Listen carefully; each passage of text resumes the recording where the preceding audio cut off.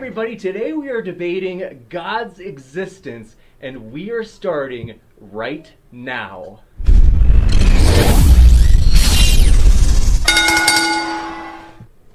All right, everybody, stoked to have you here as we are starting this extremely just anticipated debate.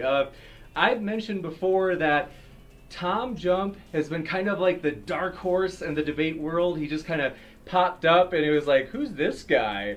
And it was like, whoa, this guy is really well read and this guy is really able to keep track of what's going on in debate. So very good debater. And of course, you all know the warrior, the man behind Inspiring Philosophy, Michael Jones, who is also, I would say tonight, this might be our two best debaters we've had on the show. Like, that's very possible, very plausible even. And so, Mike, you know as well, guy reads like a machine, and he is here to debate as well. We're very glad to have both of these gentlemen, as Michael also has extensive debate experience, which has allowed him to succeed very much on YouTube and outside of YouTube as well. So, if you are new here, we are stoked to have you here.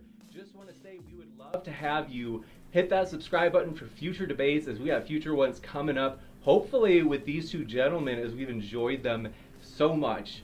And also want to quick give an introduction to Shannon Q. Thanks for coming on to help co-mod, Shan. It's seriously helpful. We're glad to have you here. Oh, I'm really happy. I'm excited. Can't wait to have a front row seat. It's going to be a blast. And one thing too, want to mention coming up, we're very excited about this controversial one. This is one that both of our debaters that are here tonight have debated this gentleman before. Kent Hovind will be debating with Cy Gart. That's next week on Monday, and that's Our Science and Religion at War. So that will definitely be a wild one. I think it's going to be a blast. So hopefully everybody can make it to that. Now, I'm going to quick just mention that the debaters have their links down in the description. Highly encourage you to check them out, even if you don't like them. Even if you're just like, that Inspiring Philosophy, Mike Jones. You're going to love him. You know what? He's going to grow on you. So I highly encourage you to check out their links. And Shannon Q's link is also in the description. We appreciate her help tonight. And whether you are a Christian, atheist, or one of the many strange creatures in between, we're glad you're here. We are shooting for a nonpartisan platform. If we ever veer off from that, if we're ever unfair to any of the debaters, call us out. I'm going to quick give the debaters a chance to share about what's been going on at their channel for maybe like 30 to 60 seconds if they want to just share what they've been up to. And then we're going to hand it over to Shannon to get this party started. So, Mike Jones, want to say thanks for coming on, man. What have you been up to at your channel, Inspiring Philosophy? All right, well, yeah, thanks for having me. Finishing up some videos on objections to God's existence. Next video will be the Evil God Challenge, and I'll do a video on faith and reason and how faith is defined in the Bible. And then I'm starting a very long series on the Old Testament. Going to go through Genesis, going to go through some archaeology, going to do a series on cultural context. But I'm going to start going through Genesis 1, 2, 3, do one video for each chapter. And so that's what I got coming up. Awesome. Right on, man. Well, we're thrilled to have you back. And TJump, good to see you, bud. Thanks for coming on. And what have you been up to at your channel? Thanks for having me on. I always appreciate the opportunity to debate. I wrote an epistemology model of morality, and I created my YouTube channel in order to demonstrate how effective these are at debating religious apologists. And that's what I do on my YouTube channel. I also have a debate with Kent coming up in the middle of next month, so that'll be fun. Godspeed. You betcha. So we're thrilled for you. Let us know. We will, if you let us know when that debate will be for either of you guys, we will plug it here at the channel. And for those of you out there, we want to just get you as many debates as you want, as you probably love debates if you're here right now. We don't care what channel they're at. We want to let you know about it. So definitely check back in as we try to announce it. And in fact, I think Tom has a debate next week on capturing Christianity. Did I get that right, Tom? Yep, with right. Josh Rasmussen. I believe that's... I don't know how to pronounce his name correctly. Yeah, so stoked for that. Highly encourage people to check out Capturing Christianity. I think he's in the live chat. You can click on the three little circles next to his name, and that'll bring you to his channel. You can sub and then get a reminder of that debate. So excited for that. And then Michael Jones, we're hopefully going to have back. There's a potential, I won't name it, it's a mysterious debate, but it's coming up hopefully next month. So very excited. Shan, I'm handing it off to you. Thanks so much for moderating with us, Shan. And Shannon, why don't you, I'd love to have you share about what's going on at your channel. Oh, okay, sure. So I'm an atheist, dirty, evil atheist. And on my channel, I talk about the intersection between psychology and faith. And I also try to host productive dialogues between people of all faiths so that we can model better conversations between communities. So I'm actually going to be having a conversation. I'm not really a debater. I'm more of a conversationalist. I'm more interested in finding things out than I am in demonstrating what I know. So I'm more so interested in having dialogue. So coming up, I'm actually having several XJWs on my channel this Saturday, actually, to talk about some of the mental health risks in apostasy and how they've dealt with them. I'm having Lloyd Evans and Telltale Atheist and Mentally Diseased on. So that'll be this Saturday at, I believe it's 11 a.m. Eastern, but I'll have to double check with them. So that's the next thing I'm doing. And thank you. Well, we're honored to have you, Shannon. Thanks for helping out. And so we will, as I mentioned, hand the ball over to Shannon, and she will get us rolling by first explaining the format, and then we'll just jump right into it. Perfect. So we are going to start with two 12-minute segments where each of our participants is going to have an opportunity to present their best case. And after those two 12-minute segments are done, as everybody prefers, including me, we're going to have some open dialogue for about 45 minutes. After that open dialogue, we are going to take audience questions. If you want to ensure that your question is asked and answered, please make sure that you send a super chat. And also please keep respectful. If you can't send a super chat, that's fine, but you have a really pertinent question, please tag at Modern Day Debate in the chat so that we can make sure that we get your question and we're not mixed in with the regular conversations that you guys are having in the side chat. So without further ado, our first presenter this evening, who is going to present the case for why there is a God, is going to be Mike. So Mike, let me know when you're ready and I'll start the timer for you. All right, I'm going to share my screen, so let me get that set up here. Yeah, absolutely. Take your time. You and James coordinate that. And then once you feel like you're ready, I will get everything going. And again, I will reiterate while we're working on that, please tag Modern Day Debate in the side chat if you have a question. Are you ready, James, Mike? let me know when you're ready.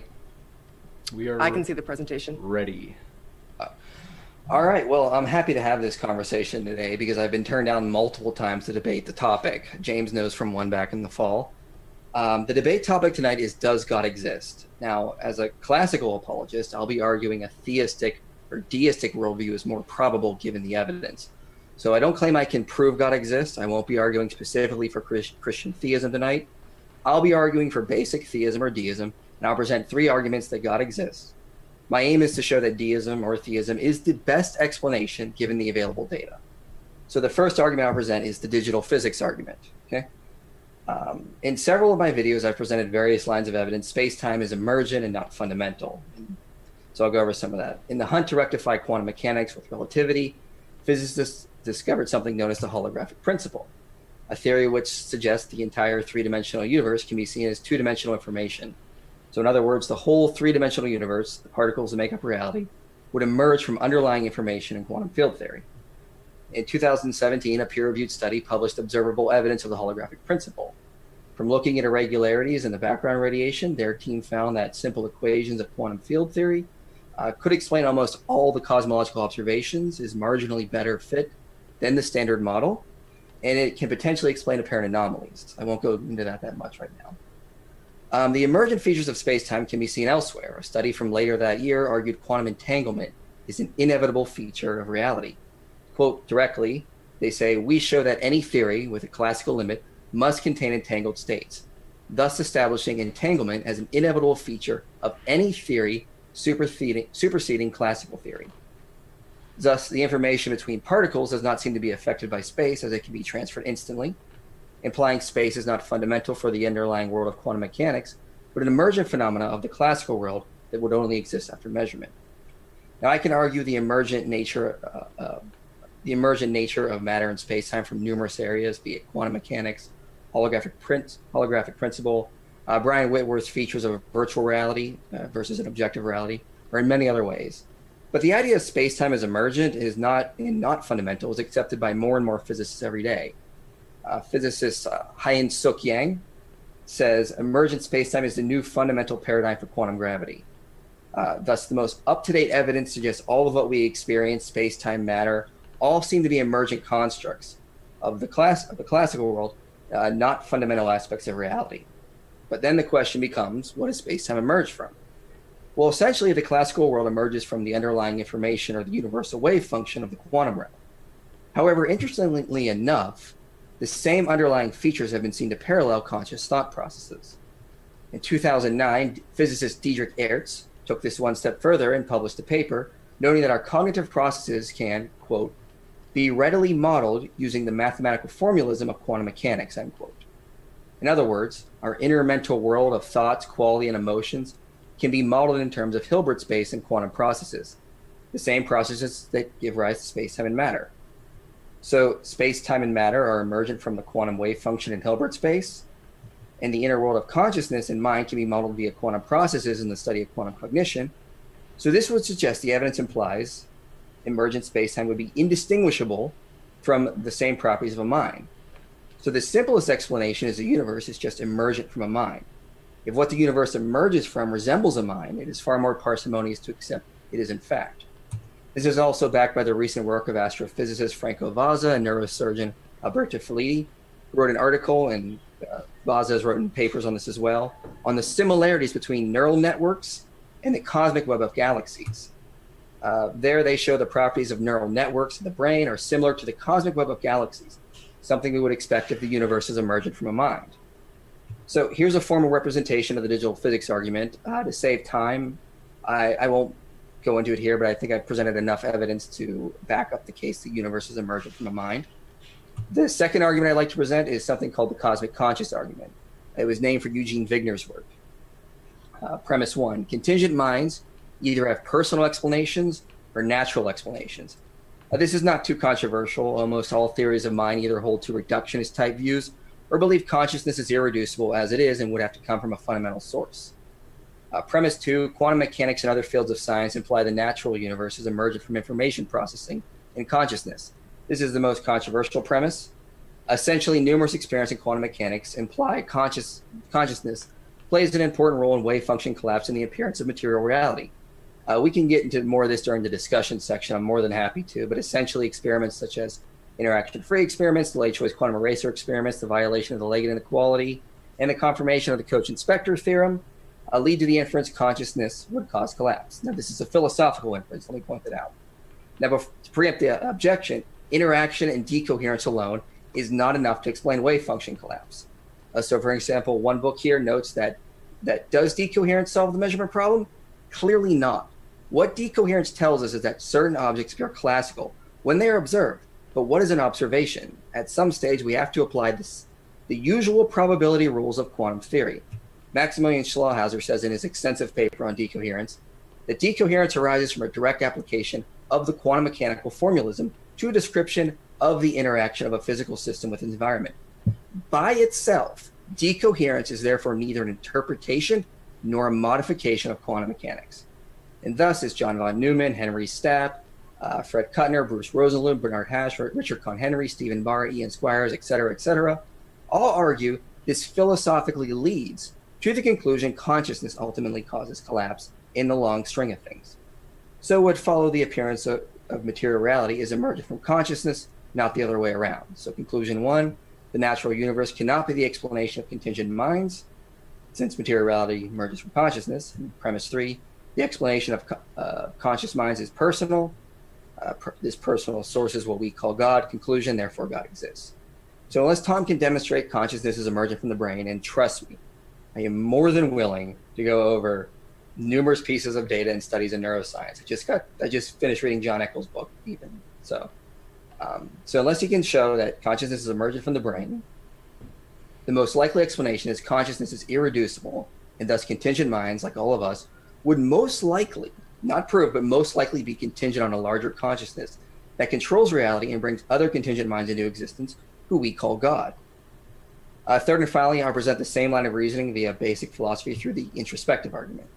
Premise one, the mind exists. This one's not too controversial. As Descartes said, I think, therefore I am. Premise 2, the properties of the mind are not that which matter can have. So far there has been no evidence or a plausible theory that can show consciousness or mental properties can reduce to matter. As John Seary even has to admit, how does a mental reality, a world of consciousness, intentionality, and other mental phenomena fit into a world consisting entirely of physical particles and fields of force? Colin McGuinn admits, the problem with materialism is that it tries to construct the mind out of properties that refuse to add up to mentality. There is simply no evidence consciousness can emerge from matter. All neuroscience can show at best is correlation, not causation, and unfortunately, a lot of materialists tend to confuse this. However, the properties of matter we experience can easily be reduced to mind, since all of what we experience is a mental world of qualia, sounds, etc. None of these are physical, they are mental phenomena. We essentially experience a mental reality, so there's no reason to posit a separate material world beyond our mental experiences. As Keith Ward says, any physicist will say that brains are mostly empty space in which molecules, atoms, electrons, quarks, and other strange particles buzz around in complicated ways. It seems as though physical objects, when not being observed, have no colors and no sounds, smells, or tastes either. Sounds, like colors, are not physical events. Neither are smells, tastes, or sensations. Things do not smell like, taste like, or feel like anything when nobody is smelling, tasting, or feeling them. The physical world, it seems, is totally vacuous. No colors, sounds, smells, tastes, or sensations. What on earth is left? This idea can also be explained via David Hume's bundle theory, which we can get into later. Thus, our first conclusion is mind is not reducible to matter. Premise 3, substance dualism is false. I believe Tom agrees with me on this, but you can argue via Spinoza's interaction problem. If there are two substances, they have to interact via a shared property, but if they share properties, they're just different aspects of one substance. So conclusion, all is mind. If all is mind, this correlates with the previous two arguments that I gave, that there is a larger governing mind that brings us contingent minds into existence to experience and operate in reality. So if Tom thinks God probably does not exist or there's no reason to believe in God, he must tear down these arguments and offer a more probable explanation. Not just another possible explanation, but something more probable and parsimonious. Given what I've seen in his past debates, I will contest this cannot be done. And the best explanation, the most probable and parsimonious, is a theistic worldview. And with that, I'll yield back the rest of my time. You bet. Well, thanks so much, Mike Jones. Totally appreciate it, man. And with that, we will jump back into the opening statement. So, handing back over to Shannon. Sorry, Shannon, not a habit. I jumped back in, but You're okay. Go ahead, Shannon. Channel guy, you're all right. All right, thanks, Mike. So, Tom, just let me know when you are ready. I'm just going to reset the timer, and you will have 12 minutes. And Mike was pretty precise. He stopped just shy of 10 minutes for Mike. So, let me know when you're ready. I'll start the timer as soon as you start speaking. All right. I am an atheist. I define atheism as the positive position. There are no reasons, evidence, nor argument that indicate the existence of a God. If there is such a reason, then I will stop being an atheist. How can we know there is no evidence indicative of a God? Well, if you have a box, and you said there is a rabbit in the box, and your evidence for this is that the box weighs 2 pounds. The fact the box weighs 2 pounds is not evidence of a rabbit because it can be equally explained by a lizard or a coffee mug or a weight or Legos, etc. The fact that this evidence works equally well for numerous other options means it is not evidence of a rabbit. The same thing applies to evidence of a God. If it works equally well for all non-God alternatives, then it's not evidence of a God. Some alternatives to theism would include deism, pantheism, naturalistic pantheism, transtheism, polytheism, Pastafarianism, panpsychism, etc. For the sake of time, I will only defend one of these, naturalistic pantheism, which is just necessary, eternal, all-powerful nature with no mind. For more information, you can see the Stanford Encyclopedia of Philosophy page on pantheism and just search naturalistic pantheism. Because pantheism lacks consciousness or personhood, if any argument works equally well for pantheism as it does for theism, then that argument is not evidence of a God, as theists define it. Some theists argue that the arguments individually don't indicate a God, but they argue collectively when you add them together, they do abductively work as evidence. This is false for the exact same reason. All the arguments individually and collectively work equally for the alternatives like pantheism as they do for theism. So all arguments together are like the 2 pounds and are not evidence of a God. For example, the cosmological argument, the universe could have been created by a necessary pantheism. The teleological argument, there could be an undiscovered superlaw grounded in the nature of pantheism that interconnects all the boundary conditions explaining the fine-tuning. The moral argument, there could be an undiscovered law of nature that's grounded in pantheism. The transcendental argument, there could be an undiscovered law of nature grounded in math and logic in the nature of pantheism. All of these arguments, individually and collectively, work for pantheism just as well or better than they do for theism. And so even if you add all other arguments together, you still get the same result. The reason this is the case is that all theist arguments are false, because no known form of knowledge can justify stopping points for truth, such as metaphysical claims, absolute truths, or similar such claims. A stopping point for truth is something that, by definition, there is nothing beyond it, like saying God is by definition not created. Therefore, all arguments and evidence for God will all necessarily work for any alternative because of the principle of explosion. From falsehood, anything follows. Anything science can't answer, theology also can't answer. For example, take the position of metaphysical naturalism, which is the position that the nature is all there is and there is absolutely no supernatural. Even given all of the evidence of the natural world, that does not show there is no supernatural, because there could always be a supernatural realm out there that we just haven't discovered yet. The same thing applies to claims of a God, like there is only one God. Even if we had as much evidence for a God as we do for the natural world, that would not show that God was not created by another greater God for the exact same reason. There could always be another greater God out there that we just haven't discovered yet. This also applies to all metaphysical properties, like all-powerful God, all-knowing God, all-loving, eternal, necessary, divine aseity, pure actuality, etc. There could always be another God out there that we just haven't discovered yet, which is more powerful, more knowledgeable, more good, etc. Which means that no form of human knowledge can justify those properties of anything.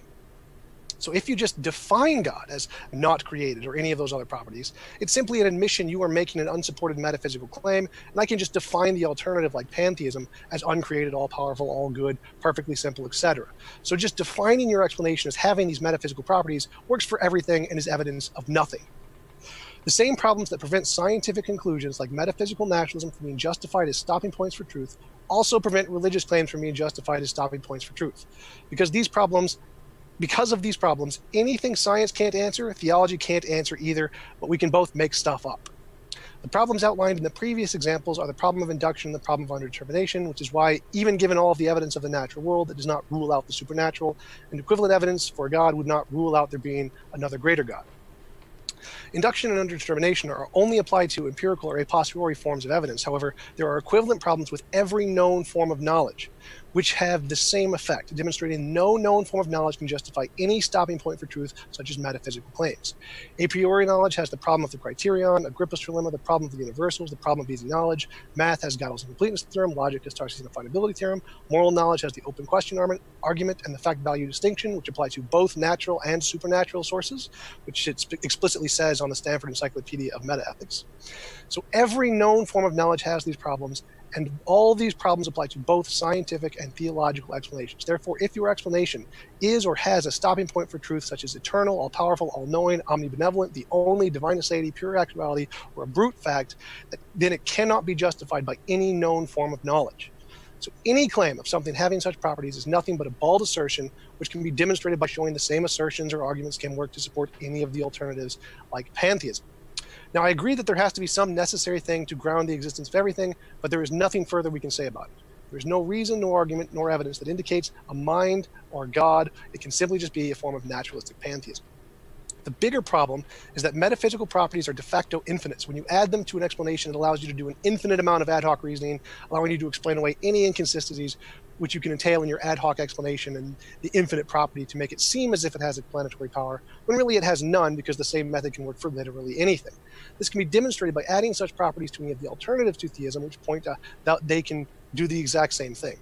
For example, theists like to define their God as perfectly simple, define aseity, by redefining simplicity as the lack of limitation. The first thing to note is that this is the exact opposite of simplicity. When you're looking for a simple explanation for any given phenomenon, the simplest explanation is the one that is the most restricted and the most limited. The least restricted is the most complicated explanation. Like, what caused that noise? Is it an all-powerful being with no limitations, or was it a mouse? Obviously, the mouse is simpler. So simplicity is the most limited thing, not the least limited thing. The properties of a theistic God are omnipotent, eternal, necessary, omnibenevolent, omniscient, personal, and conscious. The properties of pantheism are omnipotent, eternal, necessary. So obviously, pantheism is simpler because it only contains 3 of theism's 7 properties. Theists argue that these are not individual properties, that they are all entailed in God's nature. And if you are allowed to add any arbitrary properties to your explanation, just assert they are all entailed in divine aseity of your position, we can do the same for any alternative. For example, we can add divine aseity to the flying spaghetti monster and say the spaghetti is perfectly simple and anything that is not spaghetti is the privation of spaghetti. Unless you can demonstrate your definition of simplicity corresponds to the fundamental nature of reality, which no form of human knowledge can do, then it's just your own ad hoc definition, which is no more supported than me simply defining the spaghetti monster as the simplest thing. Another example would be the argument that God may have sufficient reason to allow suffering. That could literally be used to justify any universe with any amount of suffering. By adding the metaphysical properties to an explanation, you can explain away any criticism exactly like theists do for their God. The flying spaghetti monster may have some sufficient reason for raising Jesus from the dead, like if it produced more spaghetti in the future. We can add the property of supernatural, spaceless, and timeless to the flying spaghetti monster and make it non-physical, magical, spaceless, timeless spaghetti, which is entailed in its nature, just like theists do with the property of consciousness. Top-down approaches to reality are wrong. Starting with metaphysical absolutes and trying to build down to understand reality is fundamentally a flawed methodology, as there is no known form of knowledge that can justify such properties, so they give us no way to show an explanation is anything more than just one of the infinitely many imaginary alternatives. Which is why science does the opposite and starts with what is demonstrable and builds up and says nothing about the absolutes and the fundamental nature of reality. It's always tentative and provisional. Any claim about the final layer of reality is unsupported. We start from somewhere in the middle and peel back layers one at a time with no end in sight in any direction, so we can say nothing about what the final layer is going to be like. As a final note, we have extremely strong reasons to indicate there is no all-good, all-powerful God. If it did exist, it would have created the best of all possible worlds, which is a world where it is physically impossible for anyone, including God, to force anyone else to do something they do not voluntarily consent to doing. Anything less than this is by definition slavery and by definition immoral. A common rejoinder to this is, well, maybe God has some sufficient reason to allow suffering. This is not possible because any possible reason God would have for not creating the best of all possible worlds can always be made morally better if he just made that reason optional and allowed people to choose it or to choose their own universe. So no matter what reason you come up with, it will always be available in the best possible world and morally superior because it's not forced on people without their consent. Therefore, no such reason is possible. In conclusion, any argument that can work for a non-God alternative is not evidence of a God, like the rabbit in the box analogy. The same problems that prevent scientific claims from justifying metaphysical properties also prevent theological claims from justifying them. All metaphysical properties are unsupported by any known form of knowledge and are bald assertions which necessarily work for all of the alternatives. Metaphysical properties allow for an infinite amount of ad hoc reasoning, so you can always solve any problems with them, and so they also work for any of the non-God alternatives. Even though I grant there is a necessary thing, there is no evidence that tells us anything about it. Pantheism is simpler than theism, and the problem of involuntary suffering rules out Christian God and makes it impersonal, necessary thing, like pantheism, the better explanation. Okay. Wow. Thank you. Okay. So you were just under two. Both of you were just under 10 minutes. Those are two incredibly fascinating opening statements. So before we go into the back and forth, we have about 45 minutes. You guys were each a little bit short, so I'm going to take a few moments to just kind of explain what a horrible taskmaster I am. So please do your best not to talk over each other. I know both of you are incredibly respectful of, and it's probably not going to be an issue, but just to lay it out ahead of time, I'm probably only going to interject if I feel as though there's something that may be a little bit too convoluted or needs clarification for the viewers. But ultimately, I'm going to let you guys kind of guide this conversation. Tom, since you were the last person to present, Mike, I'd like to give you the opportunity to open this dialogue if you feel comfortable.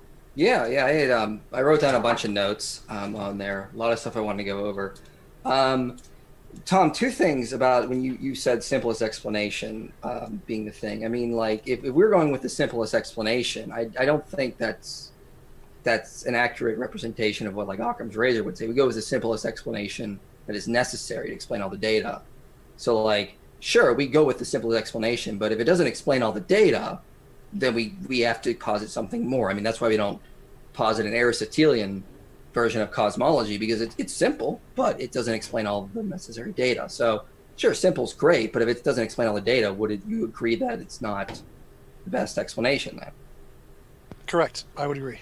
Okay. So then, like, when I presented my arguments, I specifically argued for properties of a mind. I looked at specific things in emergent space-time, consciousness, and whatnot.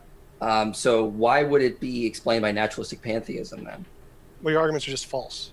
Why? First argument you presented was the digital physics argument where space-time is emergent. Yep. That's a theory promoted by Nima Arkani Hammad, who is an atheist. And to quote Nima Arkani Hammad, he says, like most physicists, I am an atheist. So that the fact that space-time is emergent has nothing to do with the mind at all. It's can be emergent from natural properties of the universe, which is in fact the consensus in physics. The consciousness perspective is a vast minority position. Okay. In fact, that was your first argument. Your second argument was the consciousness presented by von Neumann and Wigner. No, no, Wigner, I formulated that one. It was based on their work. Right. So Wigner himself specifically said that he was wrong to apply micro level things like quantum physics to macro level things like consciousness. So he admitted that was wrong. And when the polls were taken, a physicist of this kind of position, it goes in the single digits. Physicists just completely reject that consciousness has anything to do with quantum physics. So couple things about couple things about that. I mean, you mentioned one. I mean, there's not one physicist who has presented emergence. I mean, there's numerous. I mean, it goes back to like people like Leonard Susskind, Martin Rees, Mikio Kaku, Brian Greene. I mean, it's not just coming from this one guy you mentioned. I mean, yeah, he does, but I mean, like Hermann Verlaine argues for this. I mean, there's numerous physicists that argue for emergent spacetime, and a lot of them theists, like for example, Stephen Barr, for example. So there are. This is not just coming from one physicist; it comes from multiple, and a lot of these seem to be a little bit of appeals to authority. I mean, I'm more interested in the evidence. When Einstein presented his special relativity, he put in a fudge factor because he couldn't deal with the idea that space-time would have a beginning point. I'm more interested in their actual evidence they present, not their philosophical conclusions. So, I mean, sure, they believe that, but for the same reason, I don't think Galileo was wrong just because the consensus was against him in his day. Right. The consensus says that evidence is false. It's wrong. And that the people interpreting it to being its evidence of consciousness are just wrong. Like to quote David Chalmers, in any case, all versions of the interactionist dualism have the conceptual problem that suggests that they are all less successful at avoiding epiphenomenalism than they might seem, or at least have no better than the naturalistic dualism. Even on the views, there is some sense in which the phenomenal is irrelevant. We can always subtract the phenomenal component from any explanatory account yielding a purely causal component. So the consensus in physics, most physicists are naturalists, most physicists are atheists. They just reject your interpretation of the evidence. So that doesn't mean the evidence is wrong. We don't go with, I mean, in 1950, most scientists rejected the Big Bang. I remember reading Stephen Barr setting a survey in his book on that. So just because the consensus was against it doesn't mean it was wrong. I mean, as Max Planck said, science advances one funeral at a time. Just because some people reject it, like when the Big Bang came out, or like right now, there's still a majority of evolutionary biologists still holding the modern synthesis, even though a wealth of data and Evo-Devo research has been showing that we need to update that to change it. I mean, just because it doesn't mean the evidence is wrong. Let's focus on the evidence, not what we're told to think by people. Right. The way science progresses is by consensus. You have to convince the consensus. That's the way science progresses. Just the fact that one guy said so or a few people said so doesn't qualify as sufficient evidence. You have to convince the consensus. That's how science progresses. So then, by your logic, the geocentric model was correct in Galileo's day? Or I'm sorry, the geocentric model, was correct in Galileo's day. Because it's about consensus. Then whatever the I mean, that seems like an ad populum fallacy, if anything. No, because back then it was run by the church and they just dictated it by fiat. That's the current model that's by how science progresses. Inaccurate. Sorry, but I have to stop you on that. You read a book called Galileo Goes to Jail and Other Myths, written by Ronald Numbers and several other historians. The idea the church was sort of like controlling science is a huge modern myth, started by one of the founders of Cornell University. Wrote a book about it, and he just made up a lot of stuff. Ronald Numbers has corrected a lot of these historical inaccuracies. That's not accurate. Was Bruno Giordano burned at the stake or not for arguing that the world rotated around the sun? They were not burned for that. There is no evidence anyone was ever burned for practicing science. Check out Ronald Numbers' book. They were burned for... This sounds like ad hoc reasoning, because it seems like they singled out the people who argued this, like Darwin and Bruno Giordano. It wasn't just a random choice. But again, this is irrelevant to the debate. This is irrelevant to the debate. So going back to my point, most physicists, the way science progresses in today's society is by convincing the consensus in the scientific field, not just a guy published a paper. That does not make it credible. You have to convince the consensus. The consensus can be wrong, though. Wouldn't you agree? Yes, it can, but it's less likely to be wrong than a guy published a paper and says. Okay, well, I didn't. I cited several papers. Great, that's still less than the consensus. So mine is still more supported than yours is. I don't really care how many votes we can take. I care about evidence, and that's what I like to focus on is the actual evidence. And I tend to take the position that the majority has a better understanding of the evidence than you do, or those few guys that publish the paper do. Okay, well, at the end of the day, I'm going to go on the evidence. I'm not going to be told what to think by a majority rule. Right. I am too, and I'm going to go with the majority who understands it better than you do. Fine, you can claim that all you want, but if you can't actually present evidence or a better explanation, I can say I'm justified in saying I have the best explanation. You said something else. You said there's no such thing as top-down causation in science. No. You said something about top-down causation. Looking at the world from a top-down perspective of looking for metaphysical absolutes is a wrong way to look at the world. Okay, well, they've talked about top-down causation or control of visual processing in some published papers. I'm not talking about top-down in the way you are. I'm saying metaphysical absolutes. You can't start with metaphysical absolutes. Well, who said we're doing that? I started with the evidence and build arguments from there. Right. I'm saying any type of metaphysical absolute, if you add it to a theory ever, it's immediately unsupported. So if you think your God is all-powerful, you're immediately wrong. Or you're immediately unsupported. That's fine. My introduction is in general against all cases of theism. So if you believe in a God that's all-powerful, all-knowing, all-loving, personal, eternal, conscious, or any of those infinites, you're immediately unsupported. That wasn't a rebuttal. That was my introduction. We present other arguments to back that up. We don't just argue from just asserted ad hoc. But I mean, the three arguments I'm focusing on are compatible with deism, theism, anything right now. I'm just arguing for basic theism. As I said, I'm a classical apologist. If I can't get you to see theism, I'm not going to go any further. Right. So again, my point is that no form of human knowledge can ever justify those kinds of absolute properties. They're completely ad hoc. Can you define what you mean by justify? Support, make it reasonable to believe with evidence or argument in some sense. Why can't I make arguments that are reasonable belief based on the data? Because no form of human knowledge can justify metaphysical absolutes. That was kind of the point of the... Everything you just said cannot be justified because it's a metaphysical absolute. I never said any metaphysical absolute. What are you talking about? You did. You just made an absolute claim. No, I didn't. I said no form of human knowledge, the limited kind that we currently have, which is not a metaphysical absolute. That sounds like an knowledge that we have. No. Because there could be other knowledge out there that could justify it that we just don't know about yet. So it's only a claim about human knowledge, not a claim about all knowledge. It's possible, but I don't care about what's possible. As you said in your previous talks, an equal number of things are possible. I care about what's the most probable explanation. That's why I argued for the most probable explanation tonight. Just because there are other possible explanations, or just because we took a vote and not everyone agrees, that doesn't mean my arguments are wrong. Just like it didn't mean Galileo was wrong. It would have been absurd if the opponents of Galileo, it was the Dominicans, the Dominicans, if they would have said, no, we're right because we got the consensus. I mean, actually, they didn't even argue that way. Okay, so again, my argument was that there is no evidence. There's no more probable explanation. They're all equally probable because all of the arguments are false. They indicate the absolutes with zero precision. They indicate them with nothing, like the square root of a pork chop. That your argument is effectively the square root of a pork chop, therefore God. Why? It's completely not. Because no form of human knowledge, because no form of human knowledge can justify metaphysical absolutes. So to go back to my example, all evidence of the natural world is not evidence. There is no supernatural. Would you agree with that? No form of knowledge can justify metaphysical absolutes, is what you're saying. Yes. Which is demonstrated by all. No, it's not. It's an argument about human knowledge. The limited amount of human knowledge is not a claim about all knowledge. You're still making that claim that your human knowledge, my human knowledge, cannot justify metaphysical absolutes. Therefore, you cannot make that absolute claim. No, that's an epistemic claim. Well, I reject it then. I don't agree with it then. If it's just an epistemic claim, that's just how you're determined knowledge, but that's not going to address which is justified by all of the problems in philosophy and science which prove it to be the case, that no known form of knowledge can indicate metaphysical properties, like the problem of undetermination and induction and the problem of the criterion and the problem of universals and Agrippa's trilemma and the problem of easy knowledge. None of those arguments, those all fail. All of your arguments fail for the reason of the most likely or best explanation in metaphysics.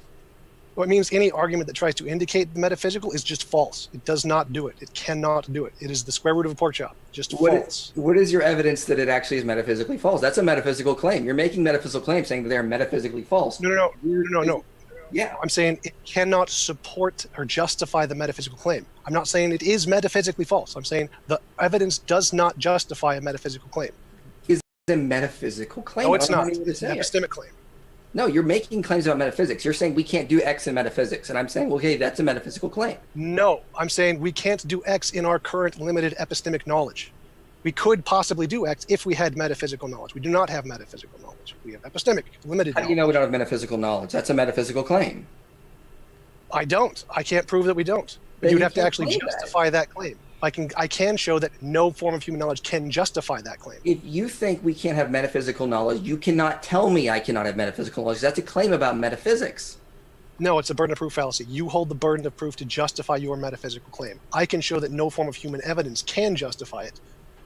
Okay, you're seem to be confusing justification and absolute proof. I'm arguing for the best explanation. I'm not arguing. I'm saying there is no best explanation. There is absolutely nothing that indicates those conclusions. 0% indication. There isn't the best explanation. They're all just unsupported completely and totally in every respect. Again, you're making these absolute claims, and I don't see any evidence to accept these absolute claims. Again, those are all the problems, the biggest problems in philosophy and sciences, which is why science doesn't make those kinds of claims. Yeah, and The same when problems we apply to science also apply to theology. The same reason when science can't support metaphysical naturalism, theology can't support metaphysical supernaturalism or God. okay, well, yeah, when epistemics make that, I just invoke particularism. If you're going to make these absolute claims, you actually need to show that I should accept them. I mean, there's no reason for me to accept those absolute claims if you can't show you can justify those claims by your own standard. It's pulling the rug out right from under you. Unless you reject all of the commonly well understood and accepted problems in every field of knowledge, then that's a justification of why you should accept my conclusion. No, the problems in knowledge are just basically we can never absolutely prove something 100%. Doesn't mean we can't reason to something. I mean, this would be absurd if we applied this in elsewhere. The problem isn't absolute certainty. The problem is metaphysical absolute properties. So I'm grant that you're totally fine in not saying you have absolute certainty there's a God. The problem is that you are applying absolute properties to a God. The absolute properties are what are necessarily unsupported. What absolute properties are you referring to? All powerful, all knowing, all good, necessary divine aseity. Where did I say that in any of my presentation? You didn't. My first statement was an introduction. It was not a rebuttal. I was not rebutting your introduction. It was my introduction. Well, that's why I'm asking you now because we're in the discussion part. Right. So that was my introduction. Oh, that's my position. It has nothing to do with your position at all.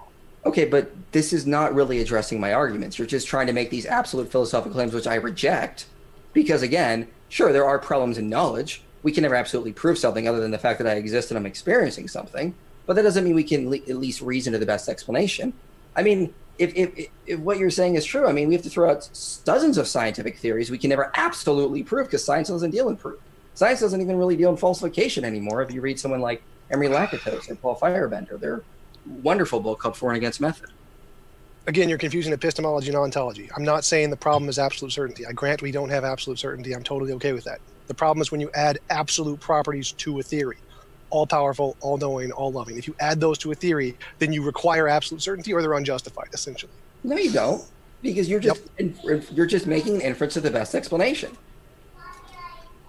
No, because those can never be the best explanation. Those can never be the best explanation. Remember, go back to my analogy. All of the evidence of the natural world is not evidence. There is no supernatural. Why? Why is that the case? All of the evidence, say that again? All of the evidence of the natural world, given all of the evidence of the natural world, that does not indicate there is no supernatural. Why? Does not indicate there is no supernatural? So all of the evidence does not indicate naturalism is true, is what you're saying? Correct. Metaphysical naturalism. Okay. Actual naturalists will argue from evidence in the natural world. They'll make inferences to naturalism. Sure, they understand they can't prove it. They understand they cannot prove there is no supernatural when you're a philosophical naturalist, but they still at least argue. And then the theist makes arguments, and then the naturalist makes counter arguments. We make objections. We're just arguing to the best explanation. We're not arguing for absolute certainty or that we can absolutely know or anything like that. I mean, anyone who tries to Kant, like numinal phenomenal distinction, says there's this absolute distinction, is making an absolute claim about the nominal, and that's you didn't answer my question. You didn't answer my question. Why is all of the evidence of the natural world not demonstrative that there is no supernatural? Okay, I was explaining. Even the metaphysical naturalists don't agree that. They all agree that there could be a supernatural out there that we haven't discovered yet. Every single one of them. Yeah, and I agree there could not be. But again, you're trying to say this sorts of demonstrates. Like, why does the natural world not demonstrate naturalism is true?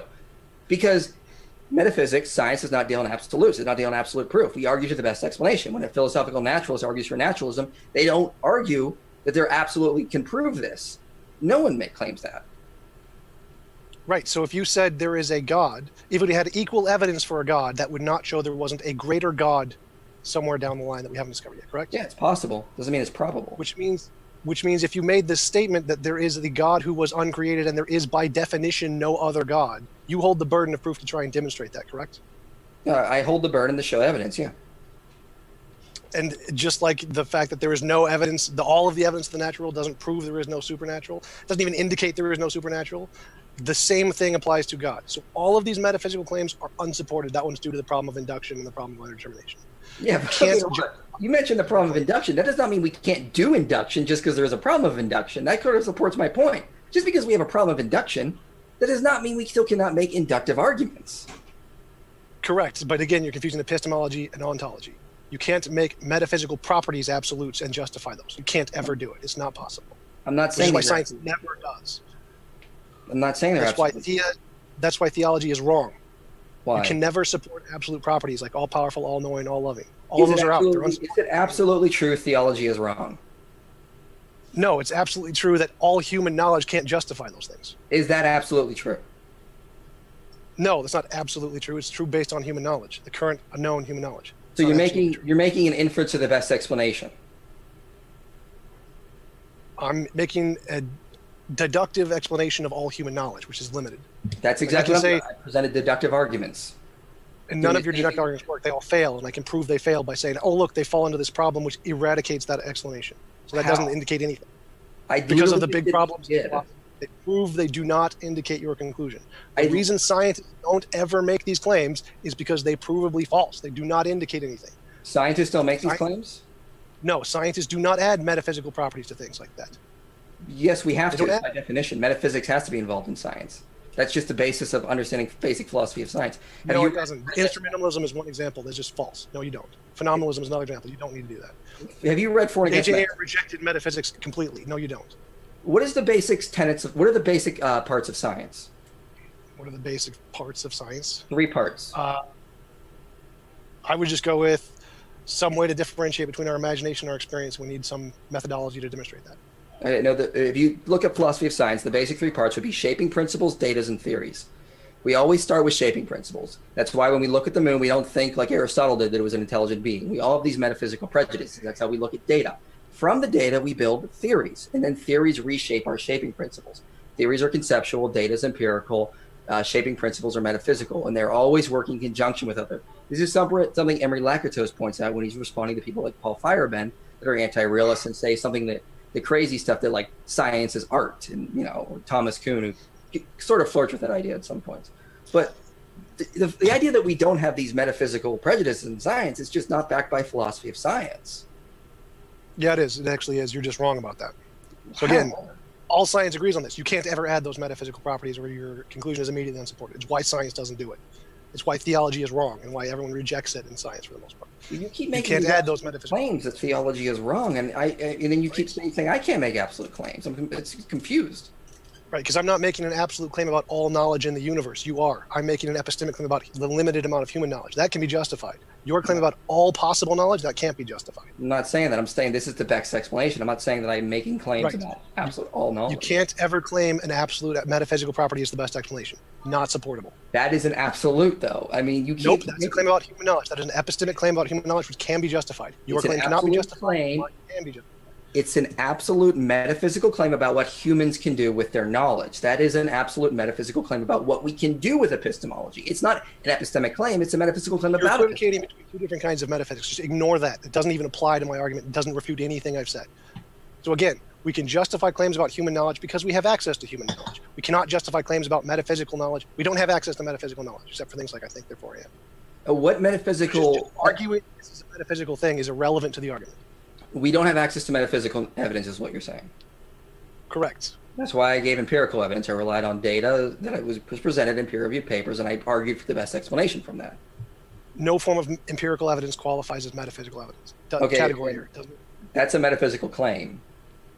No, that's an empirical claim. That is a metaphysical claim for sure, because you can't empirically study that. You can't empirically find that. That's it. That is a shaping principle you have. You're forcing your shaping principles and trying to say it would only be a metaphysical claim if I claimed we would never be able to. We could potentially in the future be able to, so it's not a metaphysical claim. You said we absolutely cannot. With the current limited knowledge we have, it would only be a metaphysical claim if I said we could never do this. Okay, but you said earlier absolutely that we cannot have access to this. That is an absolute claim. Only with our current human knowledge. It is not an absolute claim. It would only be an absolute claim if I said it will never be possible. Okay, but the problem is that is such an absolute claim, and there's no reason to. There's no empirical evidence to accept that. No. Again, your claim applies to all knowledge. There is a being who was not created. My claim only applies to human knowledge. This should be an obvious difference, extremely obvious. My claim only applies to human knowledge. Your claim applies to all the universe's knowledge. Your claim is unsupported. Mine is not unsupported. I'm making metaphysical claims. I accept that. I'm arguing from the evidence to the best explanation. You're making metaphysical claims about humans are capable with our current knowledge. No, you're equivocating language. I'm just going to say you're wrong. Stop. I mean, you can claim all you want, but... My claim only applies to human knowledge. Your claim applies to all knowledge. Yours is unsupported. Mine is not unsupported. This is purely obvious. There's a different quality of evidence required to justify these two claims. They're not the same. You keep trying to equivocate them. You're wrong. Okay, I'm just going to interject for 1 second, and the reason I'm interjecting is because the people in the chat who are watching are asking for a little bit of clarification of what the differentiation might be between metaphysical knowledge and natural or empirical knowledge. Please, that'd be helpful. That would be really, Right, really so helpful to the people watching. So in my introduction, I defined metaphysical claims as stopping points for truth where there is, by definition, not something beyond it. The fundamental nature of it, nothing beyond it. To ensure that you're both on the same page, Mike, would you accept that definition? I need him to clarify a little bit more about it, because I don't think I do. I'm a little suspicious what he just said. Let's work on that too, because I feel like you guys might be talking past each other and it's confusing for the people that are watching. So if we could just agree upon at least that point, I think that's a better starting point for the conversation going forward, if that's okay with you two. Sure, clarify. Yeah, go ahead. Yeah, please. All right, so I define metaphysics as the fundamental nature of reality, which is a stopping point for truth where there is no more truth to discover beyond it. So it's only the final truths. Okay, So if it's only a tentative claim, all of the stuff we currently know, that's not a metaphysical claim. It's only a metaphysical claim if it's an absolute claim where there is nothing beyond it. No, I don't think that's absolutely true. I mean, I think you can make metaphysical claims and then not say that there's nothing beyond this. I'm kind of confused on where you're going with that. I mean, sure, metaphysical claims are about the whole nature of reality. I mean, is theism, naturalism, can we even know if these things are true or not? Those are all metaphysical claims. But I'm confused what you mean that they have to be like absolute. I mean, I don't think anyone says they have to be absolute. So to take methodological naturalism as the position, we have no reason to believe in the supernatural. We only have reason to believe in the natural. Metaphysical naturalism is the position, there is only the natural. So that's a metaphysical claim because it's metaphysical naturalism. It claims there is nothing beyond it. There is only the natural. Methodological naturalism does not claim that. So you can differentiate between the metaphysical claims and the methodological claims. The metaphysical ones are absolute claims where there's nothing beyond this. The methodological claims are not. Well, methodological naturalism is a method. I mean, you could be a theist and be a methodological naturalist. Right. So it's essentially we have no reason or no justifiable method to demonstrate there is anything but the natural. I like the quote from Lyle Shanks in his debate with, I forget who he debated. Are you saying methodological naturalism claims that we cannot make claims about the metaphysical? Methodological naturalism is a method that we can use to determine the natural. We don't have a method that we can use to determine the supernatural. Okay, well, yeah, that's just one method. It's not even accepted by all philosophers of science, even at that. I mean, it's a method for studying the natural world. It's actually a philosophical shaping principle. It's a shaping principle. It's how you ought to view the world, and it's metaphysical in that sense. No, it's not. It has nothing to do with metaphysics at all. Absolutely. I mean, that's philosophy of methodological naturalism, not metaphysical naturalism. They have a word for the metaphysical naturalism. It's called metaphysical naturalism. Well, you can't discover methodological naturalism. You have to assume that principle. It's not assumed at all. Yeah, it is. No, it's not. Very basis of philosophy of science. We cannot discover the scientific method. That's immediately false. That's immediately false. Refuted by every philosopher of science out there. It's been repeatedly debunked. Methodological naturalism is just that we have a method to demonstrate the natural. Yeah, as soon as it doesn't refute the supernatural, there could always be a supernatural, and if we discovered it, then there would be a methodological supernaturalism. It does not assume there is no such thing. It just shows we have no way to demonstrate there is such a thing. Right. I never said the methodological naturalism says that. It's a method, though, but it is a metaphysical principle that people impose when they're trying to do science. It's a shaping principle. You just said that it assumes there is no supernatural. That's false. If I did, then I misspoke. No, it doesn't say anything about that. It's a method. Right, but it's not, and it's not metaphysical. It has nothing to do with metaphysics. It says nothing about the fundamental nature of reality. It just says this has nothing to say about metaphysics at all. The underlying principles that impose methodological naturalism on how we do science is philosophical in nature. It's a metaphysical principle on how we ought to study the natural. No, it's a method, and the method can change. Yeah, it has nothing to do with metaphysics. But there's no empirical evidence to prove that methodological naturalism is how we ought to behave or how we ought to do science. Right. If it did, that would make it metaphysical. No, that would make it empirical. If we had actual scientific evidence to show that this principle was true. No, metaphysics is the fundamental nature of reality. It's beyond empirical. Empirical isn't metaphysical. Yeah, but I mean, we're talking about methodological naturalism. That's a principle we assume. I mean, the scientific method cannot be discovered by the scientific method. We have to assume that is true. This is what basic philosophy of science 101 is about. You just can't assume the scientific method is somehow empirical and therefore true and absolute. It has to be assumed. And this is a philosophical This is a metaphysical shaping principle that we start with. It's not assumed at all. It's just a method that we try and see if it works. We assume the method, yeah. No, it works. We demonstrate it works. We don't have to assume it works. We can't demonstrate it works. We can only make inductive arguments that it works. Right, and that gives us good reason to believe it works because they work, because it shows success. Exactly. So we can do induction, we can do deduction, we can do all these sorts of things. I'm just doing the same thing. This is my argument. But we can't ever make metaphysical conclusions about the nature of reality using those, ever. Why would I accept that absolute truth? Well, give me one good empirical reason. It's not an absolute truth. It's just a truth about human knowledge. It's an epistemic claim. That is definitely an absolute truth. You are again. This should be really, really simple for you to understand that my claim only applies to the limited amount of human knowledge, and your claim applies to all knowledge. There's a huge difference there. It should be super obvious. Well, no, I'm talking about our knowledge too, because we can't get beyond our knowledge. We can't get beyond our subjective experience in that sense. So I'm talking about what we can find with our human knowledge and what we can make inferences with our human knowledge. Right, and you seem to not realize there's a contradiction there, that with our limited human knowledge, we can justify claims about all possible knowledge. No, I'm not saying that. I'm saying we can like make an all-powerful being that wasn't created. Those would be metaphysical claims that cannot be justified with human knowledge. We can make good inferences based on our knowledge, though, on what is the most Can't make likely any inferences at all. No more likely at all. Why are you keep making these absolute claims? Like, what do you mean we can't make inferences? They're not. Again, you keep making the same mistake of confusing epistemology with metaphysics. I mean, this is just. I mean, I would highly recommend you check out a book by Thomas Nagel, who's an atheist, called. I'm sorry, you're just wrong. It's just not even something I can take seriously. I mean, so let's go back to your argument. Digital physics is wrong because Nima Karni-Hamad and many of the physicists who support it, most physicists are atheists. Most reject that it has anything to do with the mind and comes from a natural cause. Consciousness, the Wigner example, again, mostly rejected by physicists. Wrong. Wigner himself rejected it. And then the introspective argument was your third argument. Argument from ignorance. It's a more parsimonious explanation to say that mind is explained by some physical force we haven't discovered yet than hypothesizing an entirely new category, ontological category of thing. So again, the naturalism is a simpler explanation. Okay, well, and let me also just accepted by most academics. Let me offer rebuttal to all those really quick. Okay, the first two arguments: consensus is an ad populum fallacy. It doesn't change anything. An argument from ignorance would be saying God exists because it cannot be proven false. Just making an actual deductive argument is not an argument from ignorance. And if you're going to say that it's more likely that the consciousness emerges from the brain, I actually need to see some evidence that consciousness emerges from the brain. I mean, I have seen materialists have made several future testable predictions which have turned out to be false. Okay, so on the last one, yeah, you've rephrased the argument from ignorance to make it seem like not an argument from ignorance. I can do the same with anything like lightning. How is it? There's no difference. It's because we can't explain it, and you then assume it's not natural or that it's some fundamentally different thing just because we can't explain it with the. How is that not assuming naturalism? You're assuming the conclusion you want. It's got to be natural, or else it's an argument from ignorance.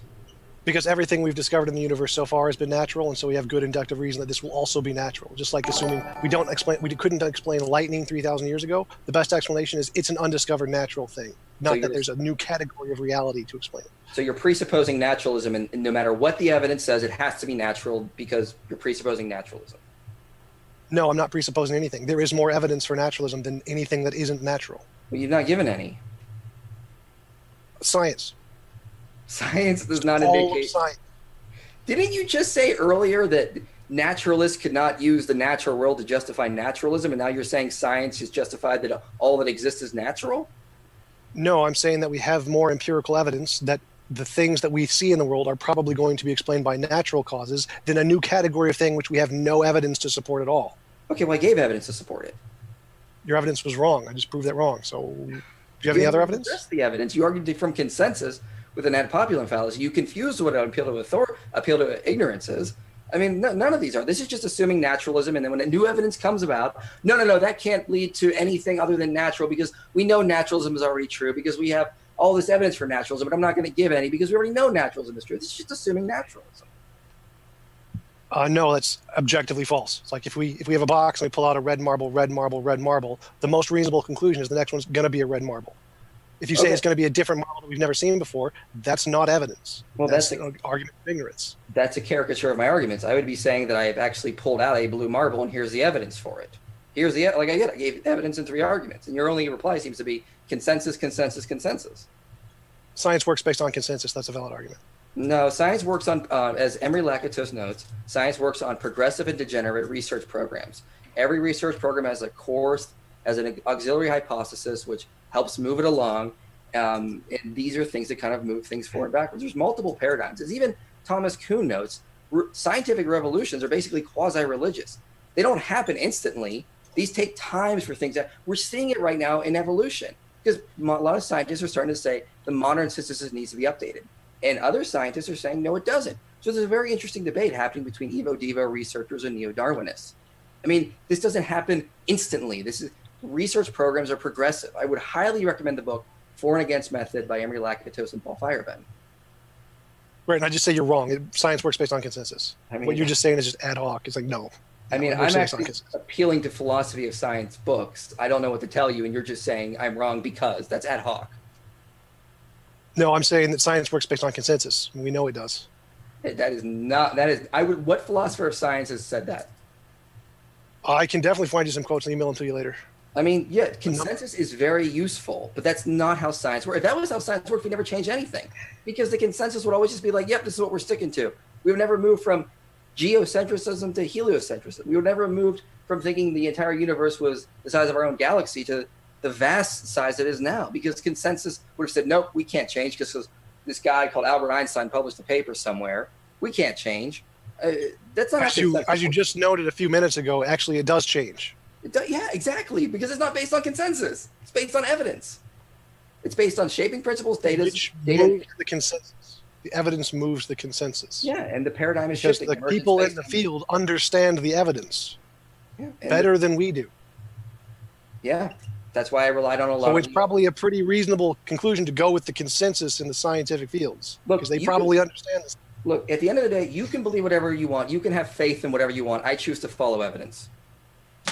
I choose to follow the evidence. You seem to be following just an ad hoc offshoot of some minority position that isn't well supported. That's what it looks like to me. Well, I gave a lot of evidence for my position. I don't know what else to tell you. I mean, if I have all the evidence and you're not giving me any evidence for naturalism, I don't know what to tell you. Right. Well, I just gave the consensus, which says you're wrong. I don't really care. If for the same reason I wouldn't have cared in the 1950s when the majority of scientists rejected the Big Bang. Right. You can just pick any ad hoc paper that some crazy scientist published and say, I have evidence of this theory. Well, science doesn't care about your feelings. Sorry. Yeah, well, they respond to those and they debunk those if they're crazy. Like, take young Earth creationism. We both dealt with Which is exactly what happened with your examples, which is why Wigner rejected his own hypothesis of the consciousness collapse, which is why the digital physics arguments is rejected and has nothing to do with consciousness, as most physicists are atheists. Again, Nima Arkani-Hammad presents a more physical, fundamental thing where space-time emerges from. It has nothing to do with consciousness. Look, if you're just extending the natural beyond space-time, you're just going to make theists happy. I mean, Johannes Roth calls himself a naturalist, and he's a theist. I mean, if you're just saying that what space-time emerges from is also natural, okay, fine. That does not prove that. That does not even remotely show my arguments are incorrect. If you're just going to extend natural beyond that. I'm not following your argument. So if we can show that the space-time emerged from a more natural, fundamental thing that isn't consciousness or has no property of consciousness in the theory, wouldn't that refute your... Then no, yeah, my arguments would be debunked, but you haven't done that. I mean, but... That's Nima Arkani-Hammad's theory. That's what it does. Go read his theory. He speculates that it emerges from more natural things, but I mean, that doesn't show that he's right, and he's just speculating, as you even said.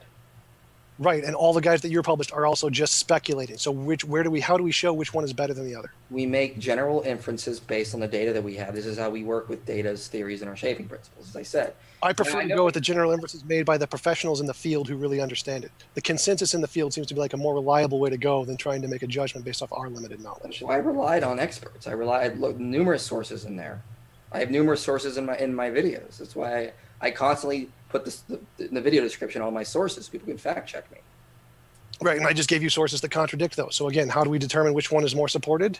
I say go with the consensus. Seems pretty reasonable. I'm not going to just follow blindly and believe whatever I'm told to think. I'm going to look at data and challenge things. This is how, I mean, take, for example, Stephen Jay Gould. Stephen Jay Gould was a functionalist in terms of evolution, and then towards the end of his life, he became a structuralist. He rejected the consensus because the evidence convinced him. And he wrote a very extensive and interesting book on it. I mean, we just can't, if he would have just said, no, I got to stick with what the consensus tells me to think, that would have been an absurd way to do science. That's not how this works. Right, and if we were actually writing papers and doing research in this field, then that would be reasonable. We're not. We just have to go with what the authorities say. So we can cherry pick a few papers that support our position on both sides, or we can go with the consensus. It seems like the consensus is more supported from both of our perspectives. Let's just go with what the authorities say. If the Bible says it's true, that's enough for me. I mean, it's kind of said what it sounds like. Why can't we think that's exactly what, reason? that seems like exactly what you're doing. You're just cherry picking a few authorities that seem to re-support your prior conceived position. And I can just pick different authorities that have a different conclusion. It doesn't seem to be any difference there. Great, let's do that. Show me the evidence they present. Let's see what better explains reality. Let's see what's more parsimonies. Do it. Let's go. We can definitely do that. Let's go with Nima Arkani Hamad's paper. Yeah, or I can just say the physicists have already done this, and they've been doing this for years, and the consensus is that your position is weaker. Okay, why is it weaker? Professionals have done this. They have come to this conclusion. We could do it too. We could go through the years and years of papers and work to support this, or we can say these people have already done it. No, that's not how we do this. We can look and we can read the books. We can read this stuff. We can study this. I mean, I contact experts when I'm able to.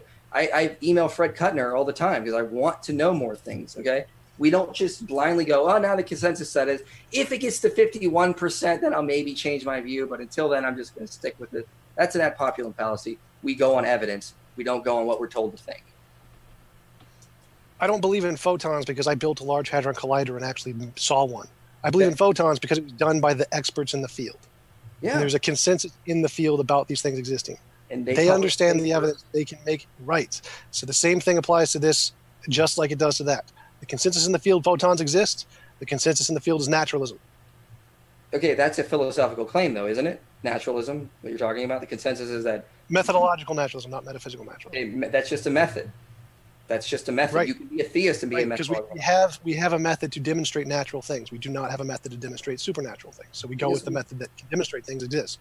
Yeah, the same way we would do it with historical claims. We use explanatory scope, planetary power, at least ad hoc, the most plausible, provide illumination. We just make inferences, as we have done since Plato. We make inferences to the best explanation. Right, I would agree. But those can never be for a new category of things we have no evidence for, like the supernatural. So we can reason that there are new categories. That the evidence in the natural world implies that there are these other categories. These are these other things based on what we see now. Like I did, like with emergent space-time. Well, I already refuted that and showed the consensus says you're wrong. Other physicists say you're wrong. So I have justified reason to say you're wrong on that. It's not a refutation. The fact that you cherry pick a few papers from people that seem to support your position isn't evidence. That's not a refutation. That's saying I was told to think this way by these people, therefore I'm right. I don't care what you were told to think. You have papers that told you to believe this based on the evidence they presented, and I have papers that told me to believe the opposite based on their evidence. Okay, what evidence? Let's go over it. Let's see which is the best explanation. Okay, fine. Let's go through Nima Arkani Hamad's papers and the entire books that he's written. We can go through it step by step and show that this is the more supported position. Okay, show me the evidence. What evidence does he present? I mean, I've gone through a lot of these papers, gone through a lot of these books, brought the facts up, put it in the PowerPoint presentation, put it in my videos to show this is the best explanation. Can you please do the same for me? That's what I thought we were going to talk about tonight. Right, I could. That's going to take a while. Okay, yeah, show that it is a better explanation. I'll just send you the paper and you can read it. There you go. Okay, sure. Yeah, I mean, it's probably going to argue along the same lines. Now, what I've seen in some of his lectures is that he just speculates there be these more fundamental laws beneath us, and that's fine.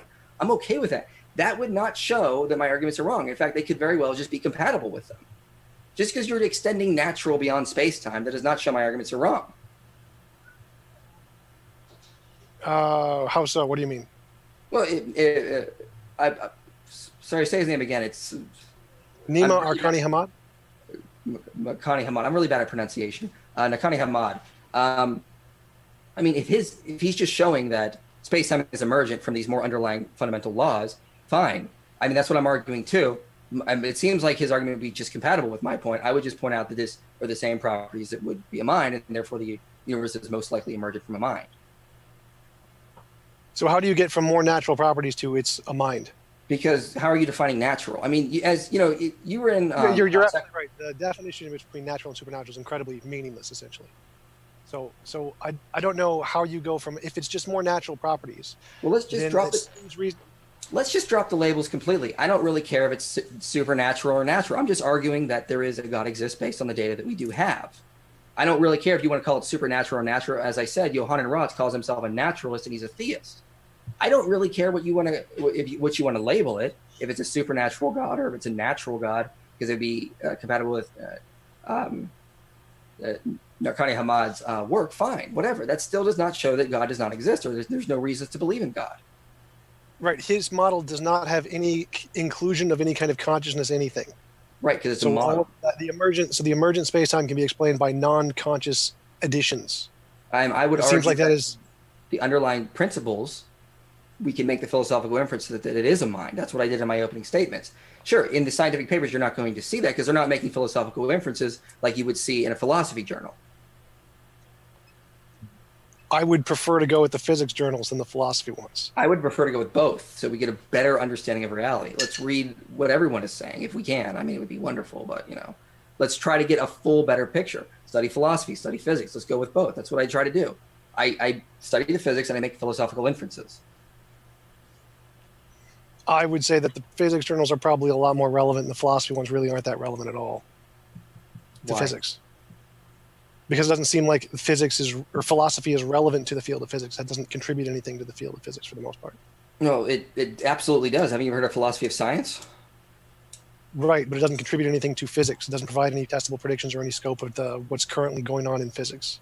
It looks at the data, looks at the theories, and it makes philosophical inference from this, and this helps contribute to shaping principles, gets us a better understanding of philosophy of science.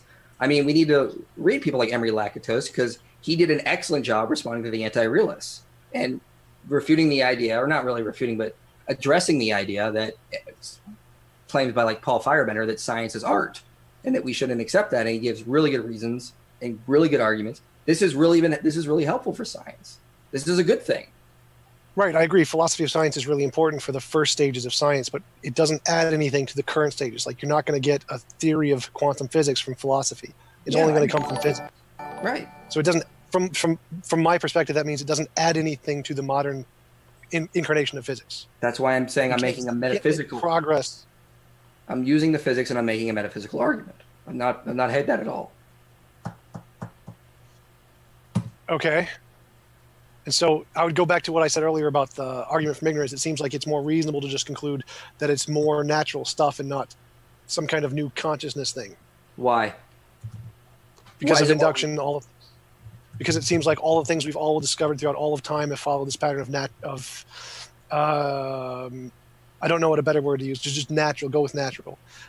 All of the discoveries we've made in the past have followed the natural scientific kind of explanations, and we haven't had any kind of what would normally be classified as supernatural minds or something outside of the universe. Well, you're assuming well, it seems that's not an assumption. We can go back to all of the discoveries in science. They all seem to be natural scientific explanations, not minds. Of course they are going to be. It's science. Science only studies the natural world. Of course we're only going to find natural explanations in science. Right, so you would have to come up with a different methodology to show that there is some kind of something outside of that. Yeah, we have a methodology to show these natural things. We don't have a methodology, as far as I know, to indicate this other class of thing. I mean, there is philosophical methodology. I mean, as I said, we argue to the best explanation, what's the most parsimonious, what's the most probable. The same basic features that Plato would have used to argue for his position.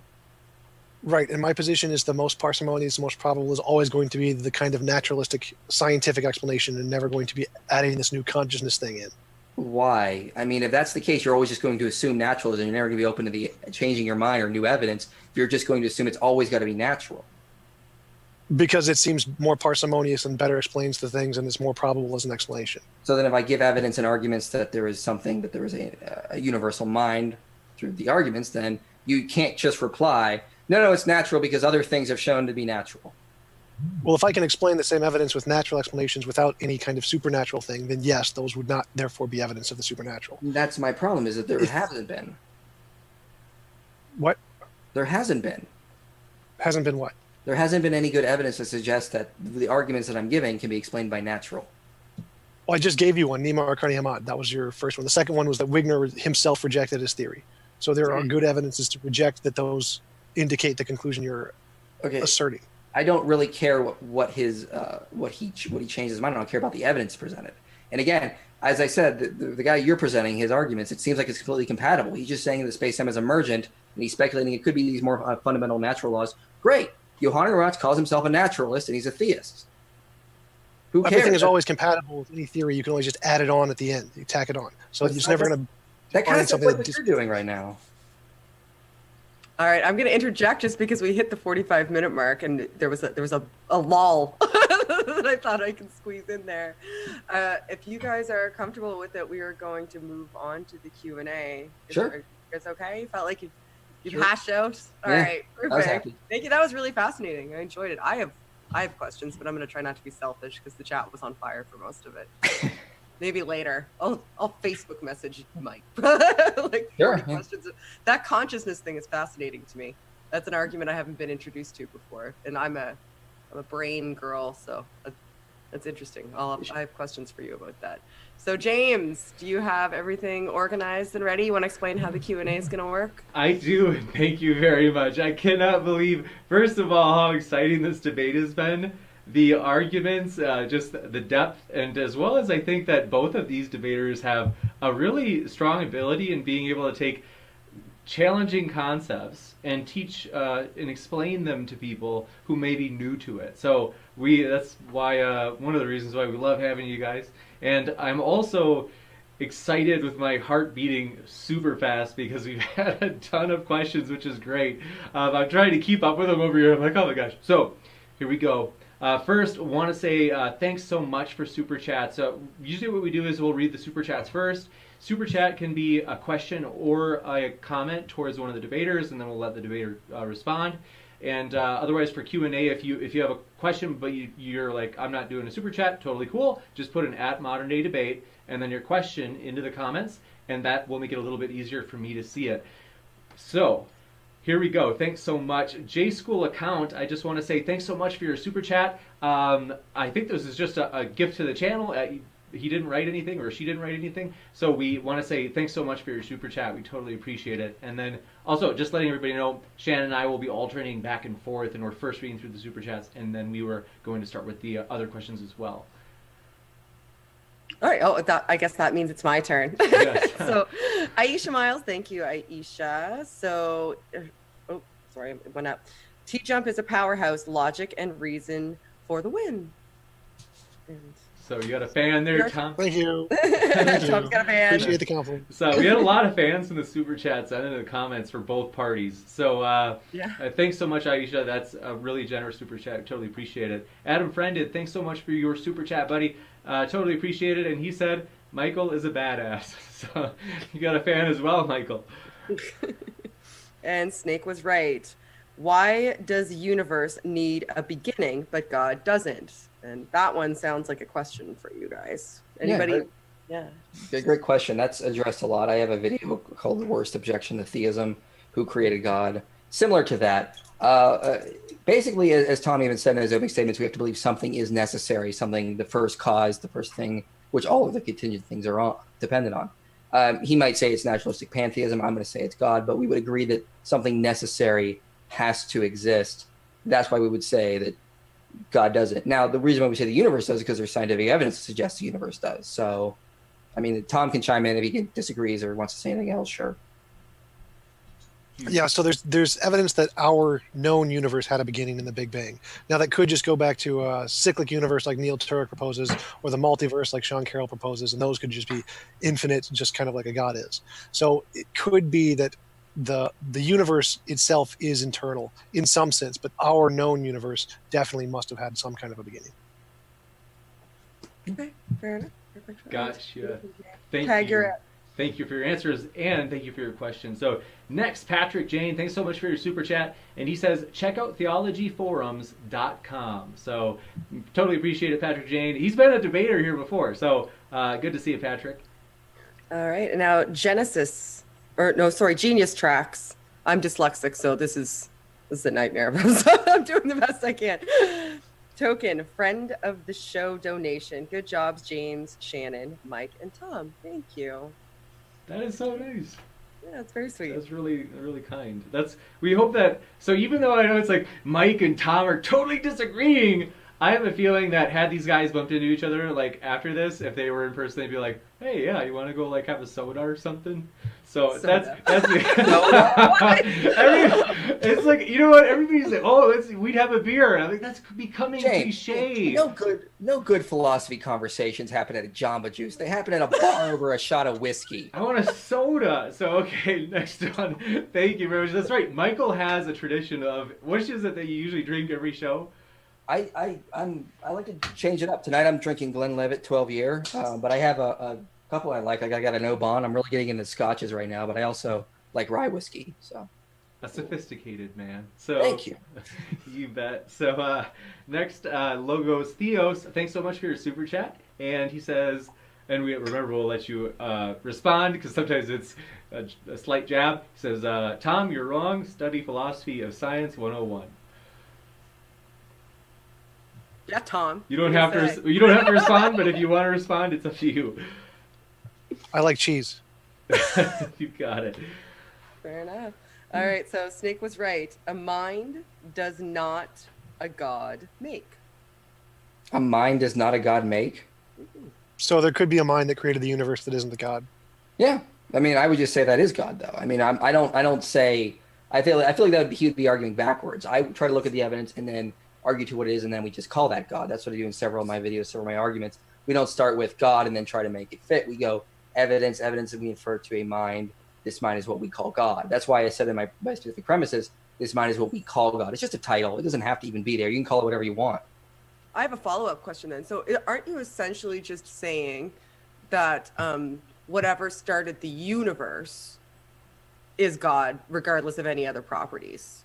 I mean, you could take that route. Now, if it turned out to be something natural, something non-conscious, then I don't know if I would say that is God. I definitely wouldn't be the Christian God, obviously. Does consciousness negate natural? Like, so if I'm conscious but also natural, I would say, so can something be conscious and natural and start the universe, for example? Yeah, it's possible. I would argue, though, is that if it is natural, like I do this in my video on the digital physics argument, it would have to probably come from reducible parts and build up. And so you just start creating a chain of events where that thing would have to be in a universe and then it have to come from something else. Infinite regress. Infinite regress, yeah. So eventually I would say, as an idealist, that consciousness is fundamental and eventually you get back to a conscious mind. Now, that obviously implies a longer explanation, which I can always get into in the future. But you check out my videos, I try to explain that. Me and you are going to be friends, I think, because I'm awesome. if you say there's going to be scotch there, I'll come. I'm a rum drinker, but I'll buy scotch. Me too. I got rum. I've got Florida Cana over there. You and I can talk. That's a good one. I got a really good 18-year Kirk and Sweeney you'd probably like. Oh, we can be friends. I changed it. We're good. We're fine. We can be friends. All right, James, it's your turn. You bet. So Snake was right. Thanks so much for your super chat. And he says, but we get it, Tom. We should go with the consensus, but we want the details of why the consensus believes what they do. Right, I would agree. I just don't want to get into the messy details of all the papers and books that have been published on this topic. I mean, it's out there to research. The consensus has reasons. It's not just arbitrary. I just don't want to go through all the details. It's kind of just a waste of time. Gotcha. So thank you so much for that question. And thank you so much for all of your super chats. Totally appreciate it, friends. We are excited about kind of mixing things up in terms of improving our software, stuff like that. So next up. New subscribers, I saw you guys pop up on the screen. Thanks so much, Travis Stewart, the Logical Christian Ministry as well, and Oshkosh Bajosh for subscribing. Glad to have you here as well as everybody else who's joined us tonight. And Oshkosh Bajosh, I was raised in Oshkosh in Wisconsin, so I don't know if you're from Oshkosh, but if you are, that's pretty awesome. So next, I am going to send the questions over to Shannon. I should say we're splitting the questions, so these are the first huge clump of questions, which are, like I said, these are honestly really interesting questions. Shannon, hopefully you let me know if you get these. The first one is from Z Yonder. And Z Yonder, glad to see it. He says, reality is not as it seems. Quantum mechanics to metaphysics to string theory. String suggests 10 plus dimensions. We only experience 4. How isn't God and supernatural belief consistent? Is that for me or for Tom? think it's for both of you. Either way. Sure, yeah, we'll do both. Why not? We asked how is belief in God and the supernatural not consistent? No. I think How isn't God and supernatural belief consistent? I think what he's getting at is that we make inferences in theoretical physics to like superstrings or loop quantum gravity or brain cosmology or multiverses, just things to explain why things are the way in the natural universe. And that can be very metaphysical in its sense, in that they make these theories based on the data that we do have, and they make inferences from there. I mean, we don't have any evidence of strings. I mean, there are some problems with string theory as it is. So these are at this point are at least the very metaphysical, and this is why a lot of philosophers of science talk about the metaphysics involved in science in a lot of ways. When we develop these theories that we don't necessarily have data for right away, we're just trying to build a consistent model of reality.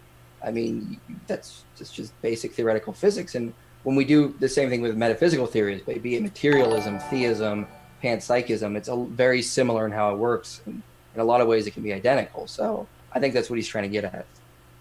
Okay, that makes more sense. Yeah, I would say that all physical theories are combinations of principles, particles, and laws in the field of physics. They just add them together in different ways to create different models of reality. And there is no principle, particle, or law of a conscious thing or a god of any kind. So that wouldn't qualify as a physical theory by my definition. Okay. Gotcha. Thanks so much. Also, new subscribers, thanks so much. Michael Brown and Salem Coop, glad to have you join the community. And if you weren't here at the start, just want to let you know we're shooting for a nonpartisan platform. So no matter what worldview you're from, we're glad to have you. So welcome. And next up, Miguel Benitez Jr. says, question for Tom, isn't there... He says, there are no square circles anywhere in the universe. And then he says, isn't that a metaphysical claim that must be true? No, I would actually reject that. I agree with Descartes' evil deceiver argument that we can never be certain about logical or mathematical truths, and they could all just be delusions in our brain. So I would not grant that. I would say that it's most probable, given the data we do have, and we can make the metaphysical claim that it's most likely there aren't any. So that would be how I would handle that. Gotcha. Well, thank you both for your answers, and thank you for that question again. We appreciate it. Kicking it back over to Shannon. All right, so from Theistic Logos, for Michael, if I'm understanding this right, if the universe is a simulation of God's mind, how does Jesus enter into it? Well, the same way that you could create an avatar in a video game. I mean, Einstein said teach through analogy, so that's how I would explain it. I have a video called Christianity and Panentheism, where I explain that there is this idea in theology that there is this essence-energy distinction of God, and God, simply the essence of God, Christ, can enter into the energies in that sense. So think of it analogous to just an avatar in a video game. The spirit of Christ can enter into a physical body. So Jesus is like the Sims? Yeah. We're the Sims. We're the Sims, and Jesus was one of the Sims. Okay, gotcha. He became Sim who knew no Sim. All right, he was the Sim that God controlled, and the rest of it. All right, gotcha. Fair enough. Okay, your turn, James. Gotcha. Thank you very much. And Defender asks Michael why God would create, or can you ask Michael why God would create this world to be so complicated with all these laws, biological processes, etc.? Why couldn't he make it simple? Well, it depends on what you mean. Why wouldn't he make it simple? What do you mean by simple? Since I can't really ask him. I mean, I look at I like the way William Lane Craig answers this pretty well. God is not an engineer; he's the artist. He enjoys creating just for creating. He can create anything as complicated as he wants because he enjoys it. And I think when you look at the amazing laws we've discovered in physics and biology and chemistry, they almost have a sense of beauty to them the way they work. And so you can't obviously scientifically show that, but that's how they strike us. And when I hear Mikio Kaku or Brian Reed talking about how beautiful nature is, how beautiful science is, I think that's what we're getting at with it. I remember Mikio Kaku talking about, it's almost like, I'm probably butchering his quote here, but he almost like nature sings this beautiful song of mathematics, and I think that's what it would be like. Okay, perfect. All right, so the next question, I got lost for a second because there are so freaking many questions. All right. So the next one is from Nick J. Question for IP. Why is God the overarching mind behind all things? Why not some other thing? Well, that seems similar to the question I asked. Like, aren't you just kind of progressing whatever caused the universe to be labeled God and then working from there to attribute a mind to it based on the evidence that you Yeah, see? if you get it's a good when you if you I have two videos on the moral argument where I kind of explain why moral values and duties imply a rational being, that you actually just get to that, and so then that is what we just call God. So if you see my video on the moral argument and the follow up to it, you kind of get that kind of idea of what I'm trying to get at. We don't start with the idea, okay, this is God. Now let's look for evidence of it. We see what evidence do we find, and what theories, what metaphysical things do we think we can infer from this, and so that's kind of what we do. So if the evidence would lead to the conclusion that it wasn't a God but something natural, then I probably wouldn't say that is God. And by natural, I mean something that's non-conscious in that sense. But yeah, it's just a title. It's a title for, that's how natural theology works. You can't really get to the Christian God. You just get to a conscious mind, and that's what we call God. Okay, fair enough. All right, so the next question is for Tom. Since there is an alternative explanation to atheism, why accept the interpretations that made you an atheist? Shouldn't this debate be about the best explanation for or against? There's a principle in philosophy known as the principle of explosion. From falsehood, anything follows.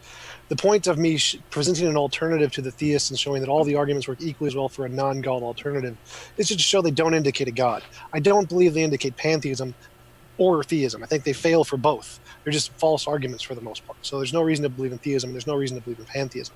So I'm just an atheist. I don't know what the fundamental nature of reality is, and I don't believe any form of human knowledge can justify any claims about what it is. So I would be an atheist. Okay, fair enough. And I'm sorry, that was from Moj MYYM. All right, so this is for Tom as well, and this one is from Guzman1611. Did the universe have a beginning? Because in order for it to have a beginning, that by definition is supernatural, in order for all natural laws to be created. No, that would not be by definition supernatural. Our universe could definitely have had a beginning from a cyclic universe where there was infinitely many expansions and collapses and expansions and collapses, or it could have had a beginning from a multiverse where it's just one of the infinitely many universes. Those would both be natural causes of the beginning of the universe. There could also be other things like pantheism or a god that created it, or deism, or all kinds of things. It doesn't need to be supernatural for the universe to have a beginning. Did you just say it doesn't? Did you say that there could be other things like a god, and then say that it doesn't need to be supernatural? Perhaps I didn't understand that portion of it. You might clarify now. Right. It could be a supernatural thing like a god, but it could be a non-supernatural thing like pantheism or the multiverse of the cyclic universe. Gotcha. Okay, so you were just including that in the full gamut of potential options. Right. Perfect. Thank you. I just wanted to make sure that you had the opportunity to clarify that. All right. So the next one is from Skyout. Asked Tom. These are leaning heavy on you now, guy. Where did physics come from or originate? Does the law of physics create something? If not, how did physics create itself without a creator? Well, I would ask the same question of a theist and say, well, why does God have the properties that he has? And they would usually reply something like, well, it's just a part of his nature. And I could just say, well, all of the properties of physics are just a part of the nature of pantheism. Again, I just think it's a false argument to say those things, and we don't really know. But anybody can make up answers and just attribute it to the nature of some metaphysical theory like theism or pantheism. I would mostly agree. Physics is a description of physical things in the natural universe, just like the laws of logic are a description of everything. I mean, these are just descriptions. Alexander Press has written a little bit on that, and I take his view with regards to physics. It's not like they don't bring things into existence or anything, but they're just descriptions of the physical universe in that sense, and how things interact and operate in the physical reality. Awesome. Right, they're descriptive, not prescriptive. Yay, agreement. All right, perfect. So J.R. Ammon, A-M-M-O-N. This is a question for Tom again. You argue that IP's using bad science. If IP got the science right, would his arguments be evidence for God? That's a pretty good question. Yes. Interesting. Okay. Yeah, I would highly encourage everyone to check out a book called For and Against Method. It's several lectures by Emery Lakatos, and he corresponds with Paul Feyerabender on what science is, how it works, how it operates. It's a great book. Read it a couple years ago. Really it helps elaborate on what science really is. Interesting. Okay. So this one is from Harry. And can IP and TJump sum up their arguments in a way a kid could understand, because it is very hard for me to understand and keep up with you guys? I mean, sure. My argument is that there's a lot of observable data that we have found that shows space-time is emergent, that consciousness is irreducible and as fundamental as is, and these are best explained in a conscious mind that we would call God. That's just basic. If I could simplify it as short as possible, get down to it. Okay. My argument would be that anything that we can discover could be explained equally by pantheism as by theism, and so there is no evidence of a conscious being. It's just another one of the things that can be explained by consciousness, or just another natural thing that isn't consciousness. And everything that we discover can be explained in that many ways. So there's nothing that we can discover to indicate any metaphysical properties like all powerful or all knowing or all good or any of those kinds of things. Perfect. You guys are doing fantastic. You're blasting through these questions. So this one is from Z Yonder, and just to let you know, there's still a significant amount more. Do you think near-death experiences offer valuable insight into the mind? No. Yeah, absolutely. I think there's a lot of interesting evidence for them. I did a video on it a while back called Part 4 of my Case for the Soul series. So there's some interesting things in there. There are, of course, obviously replies, but that'd be an interesting discussion to have sometime. Yeah. Yeah, I watched that series. That's interesting, actually. All right, so 1 second. Just going to find where I lost. So from Luke Costello. Oh my gosh, James, stop messaging me. You're pushing them up. Don't worry. I can jump back in. I was digging up both questions and also some new people that just joined. So I want to say thanks so much for your new joining the channel. We're glad to have you. JR, forgive me if I mispronounce these. Joseph Cowery, Josiah Watson, and Mountain of Storms. Thrilled to have you guys here. Just we're excited just to be here partying tonight. Yep. Did I ever tell you guys the story about when I went to sell? Never mind. So, like 2 seconds. I went to sell plasma after a debate, and they were like, "Why is your pulse so high?" And I was like, "I was just hosting an awesome debate." So anyway, I had to sit in the lobby. The point is this. Next question, Luke Costello. Thanks for your question, buddy. He asks, he says, "I don't think these guys share the same idea of what metaphysical means. Ask them to define it." Thanks for your question, Luke. I mean, right. So I define. Go ahead. You want to go ahead? No, All you right. go. So I define metaphysics as a stopping point for truth. So the fundamental nature of reality, where there's nothing more beyond it. I would pretty much agree with that basic idea. I would, of course, disagree with the distinctions and what's available and what we can reason about it. But it's basic. When your metaphysics is what you believe reality is. If you think ghosts exist, that goes into your metaphysics. It's part of your ontology. If you think God exists, that'd be part of your metaphysics. If you think only naturalism is true, only the natural world exists, that would be part of your metaphysics. You'd be a philosophical naturalist. So, I mean, it's basically what you think reality is, how it operates, what's a part of it, what principles we can use and apply, and what those things mean. So it basically just encompasses a lot of those ideas. Okay, fair. So the next one is from Nick J. For TJump, why should your opening analogy be accepted as true? What? Which opening analogy? I think the box and the rabbit. Yeah, fair, yeah. It's logically consistent. Fair enough. And this one is from Nick J as well. For TJump, would you say that Plantinga's evolutionary argument against naturalism actually served to undermine theism? Theism? It should undermine naturalism as the goal. Yeah, could have been typo. So Plantinga's evolutionary argument against naturalism says that if evolution is true, we have no reason to believe that our cognitive faculties represent reality, because evolution doesn't select for reality, it selects for survivability. And I agree with that. It is true, which is why we have delusions and illusions and misconceptions of all kinds of things.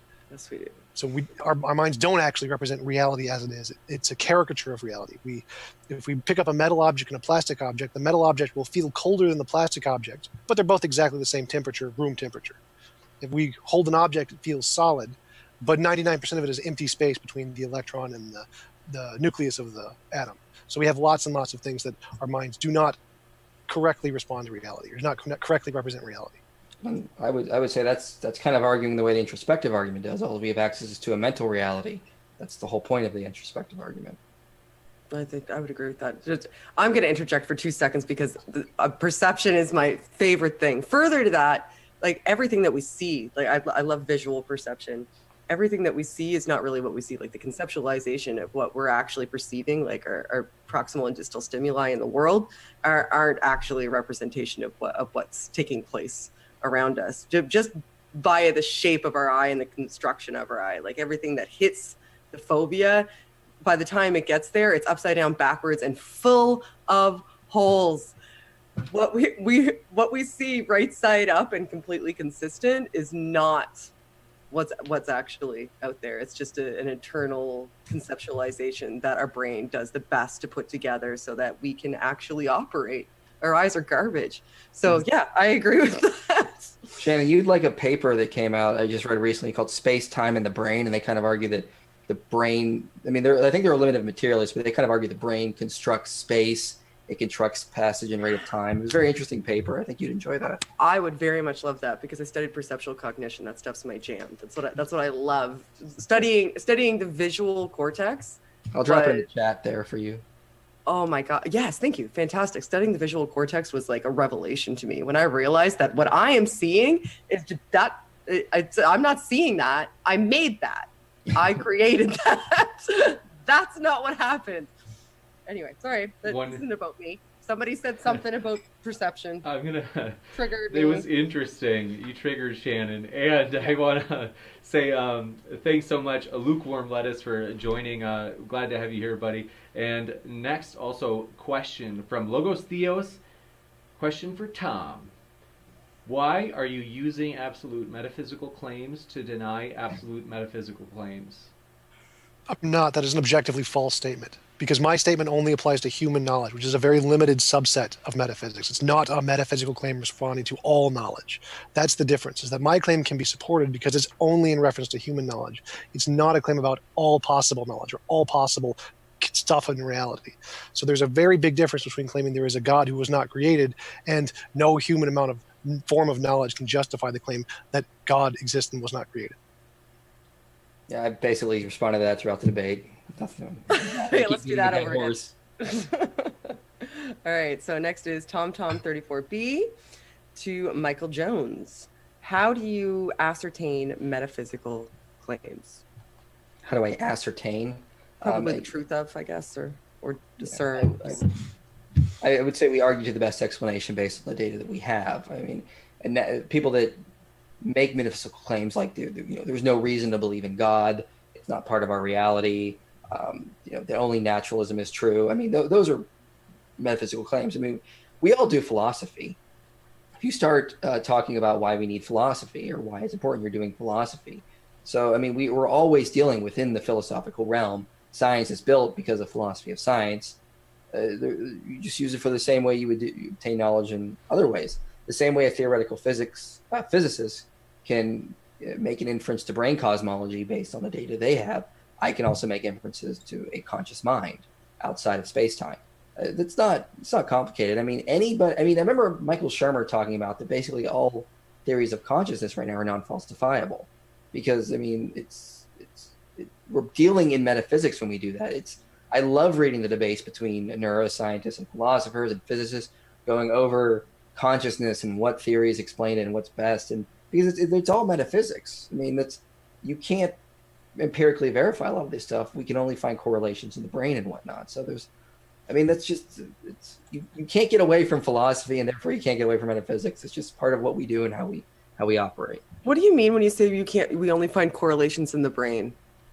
Well, we would see we don't see like the brain creating consciousness with this way we see kidneys creating urine. We would say, we see these correlations happening in the brain. And so You mean like activation regions? Like if I was looking at an MRI and I gave you a particular stimuli or a particular thing to think about, and I could look at your activation region and then consistently see that amongst large groups of people. yeah, yeah, You we would see- you would see that more as correlation to the Yeah, stimuli response? as a dual aspect idealist, I say these are partial images of the mental processes they represent. So the patterns of the brain, the activity we can measure, these are just partial images of mental processes. Now, some would say that that is actually the creation of consciousness somehow. But I mean, if you read someone like Thomas Nagel in his book Mind and Cosmos, when you look at these correlations, you don't actually see sensations or tastes or smells. Even Sam Harris admitted that when he was debating Deepak Chopra.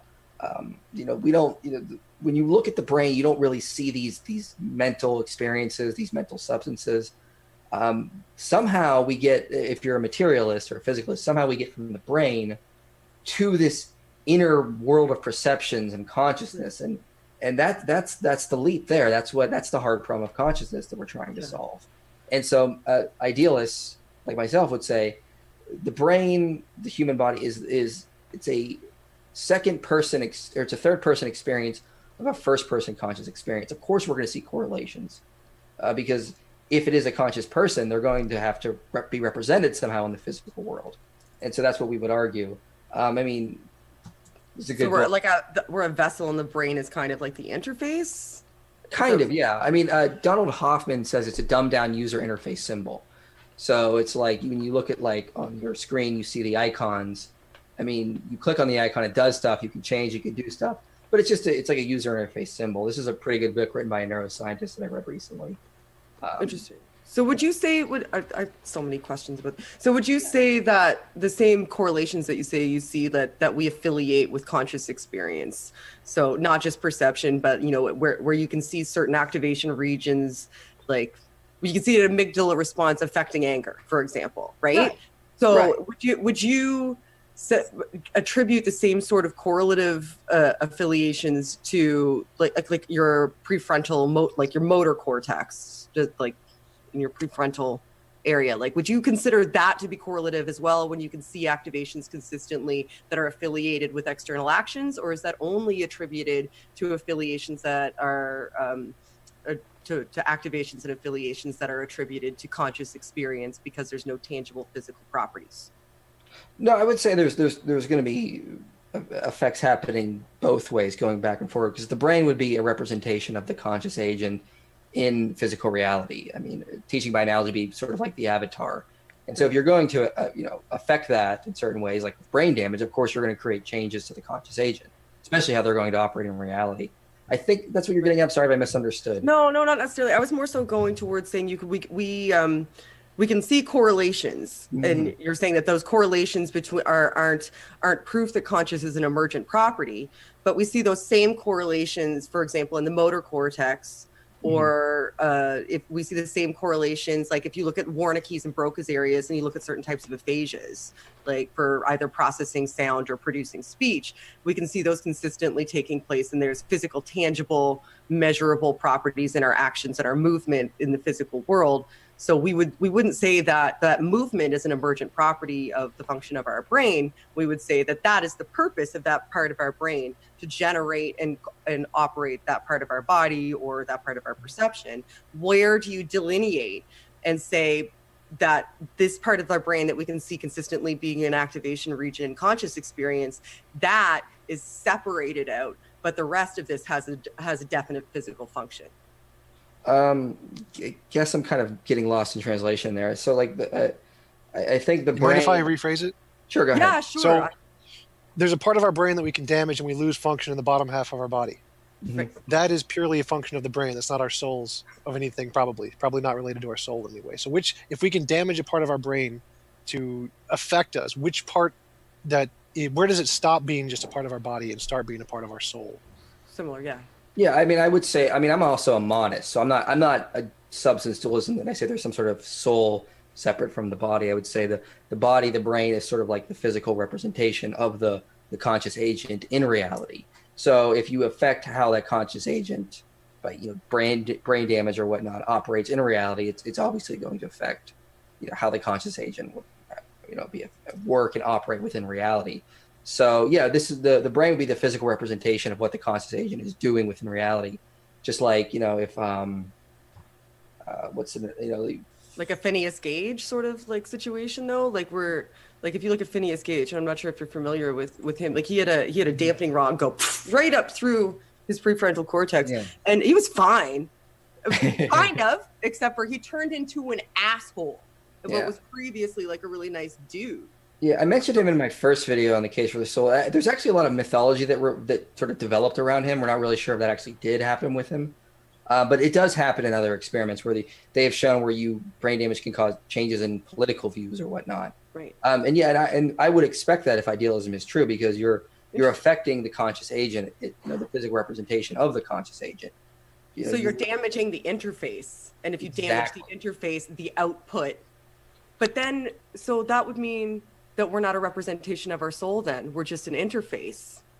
We are a dumbed down user interface symbol, I guess you could say. So would our soul remain consistently the same and is completely dependent on the interface? I'm so sorry. God damn it.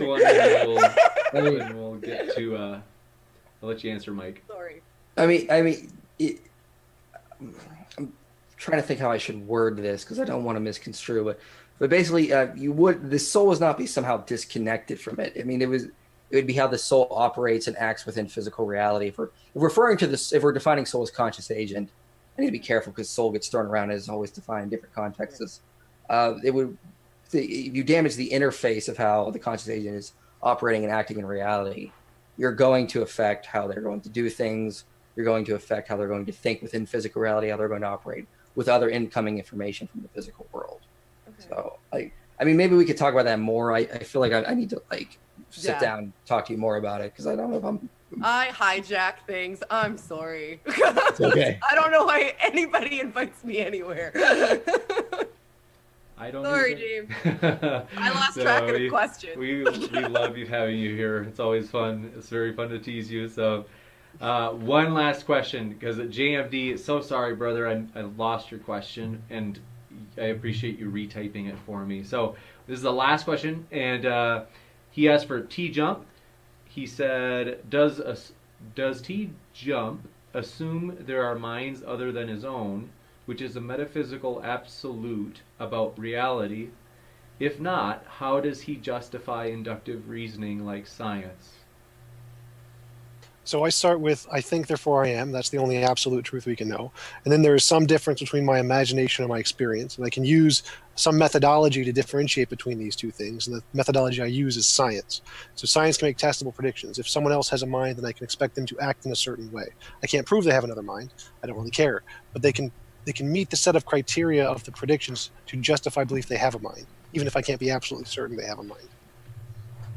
You bet. Thank you very much. And last of all, I want to say thank you to our debaters. Thank you to Shannon. Thank you for everybody being here in the audience. It's been an absolute pleasure.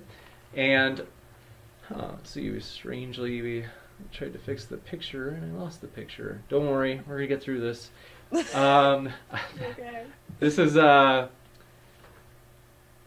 and it switched to my be right back sign, which says 1 second I'm naked. I'm not really naked, and you are under your clothes. Yeah, I guess that's true. So hold on, we'll see. Usually it comes back. I have no idea what just happened. So sorry about that. That's embarrassing. But I wanted to say more. I think JMD Apologetics is going to have me on sometime between tomorrow and this weekend to talk about the conversation we had today. Sometime. So if anyone want to check that out later, you can always tune in for that. Excellent. Let me know. We can put the link for any after shows in the description. So with that, we just want to say thank you for everybody being here. The debaters' links are in the description. Highly encourage you to check them out, because even if you don't agree, hey, you can actually get their argument straight from the horse's mouth. And Shannon's is down there as well, and we want to say thanks for her help. And debaters, we just can't thank you enough.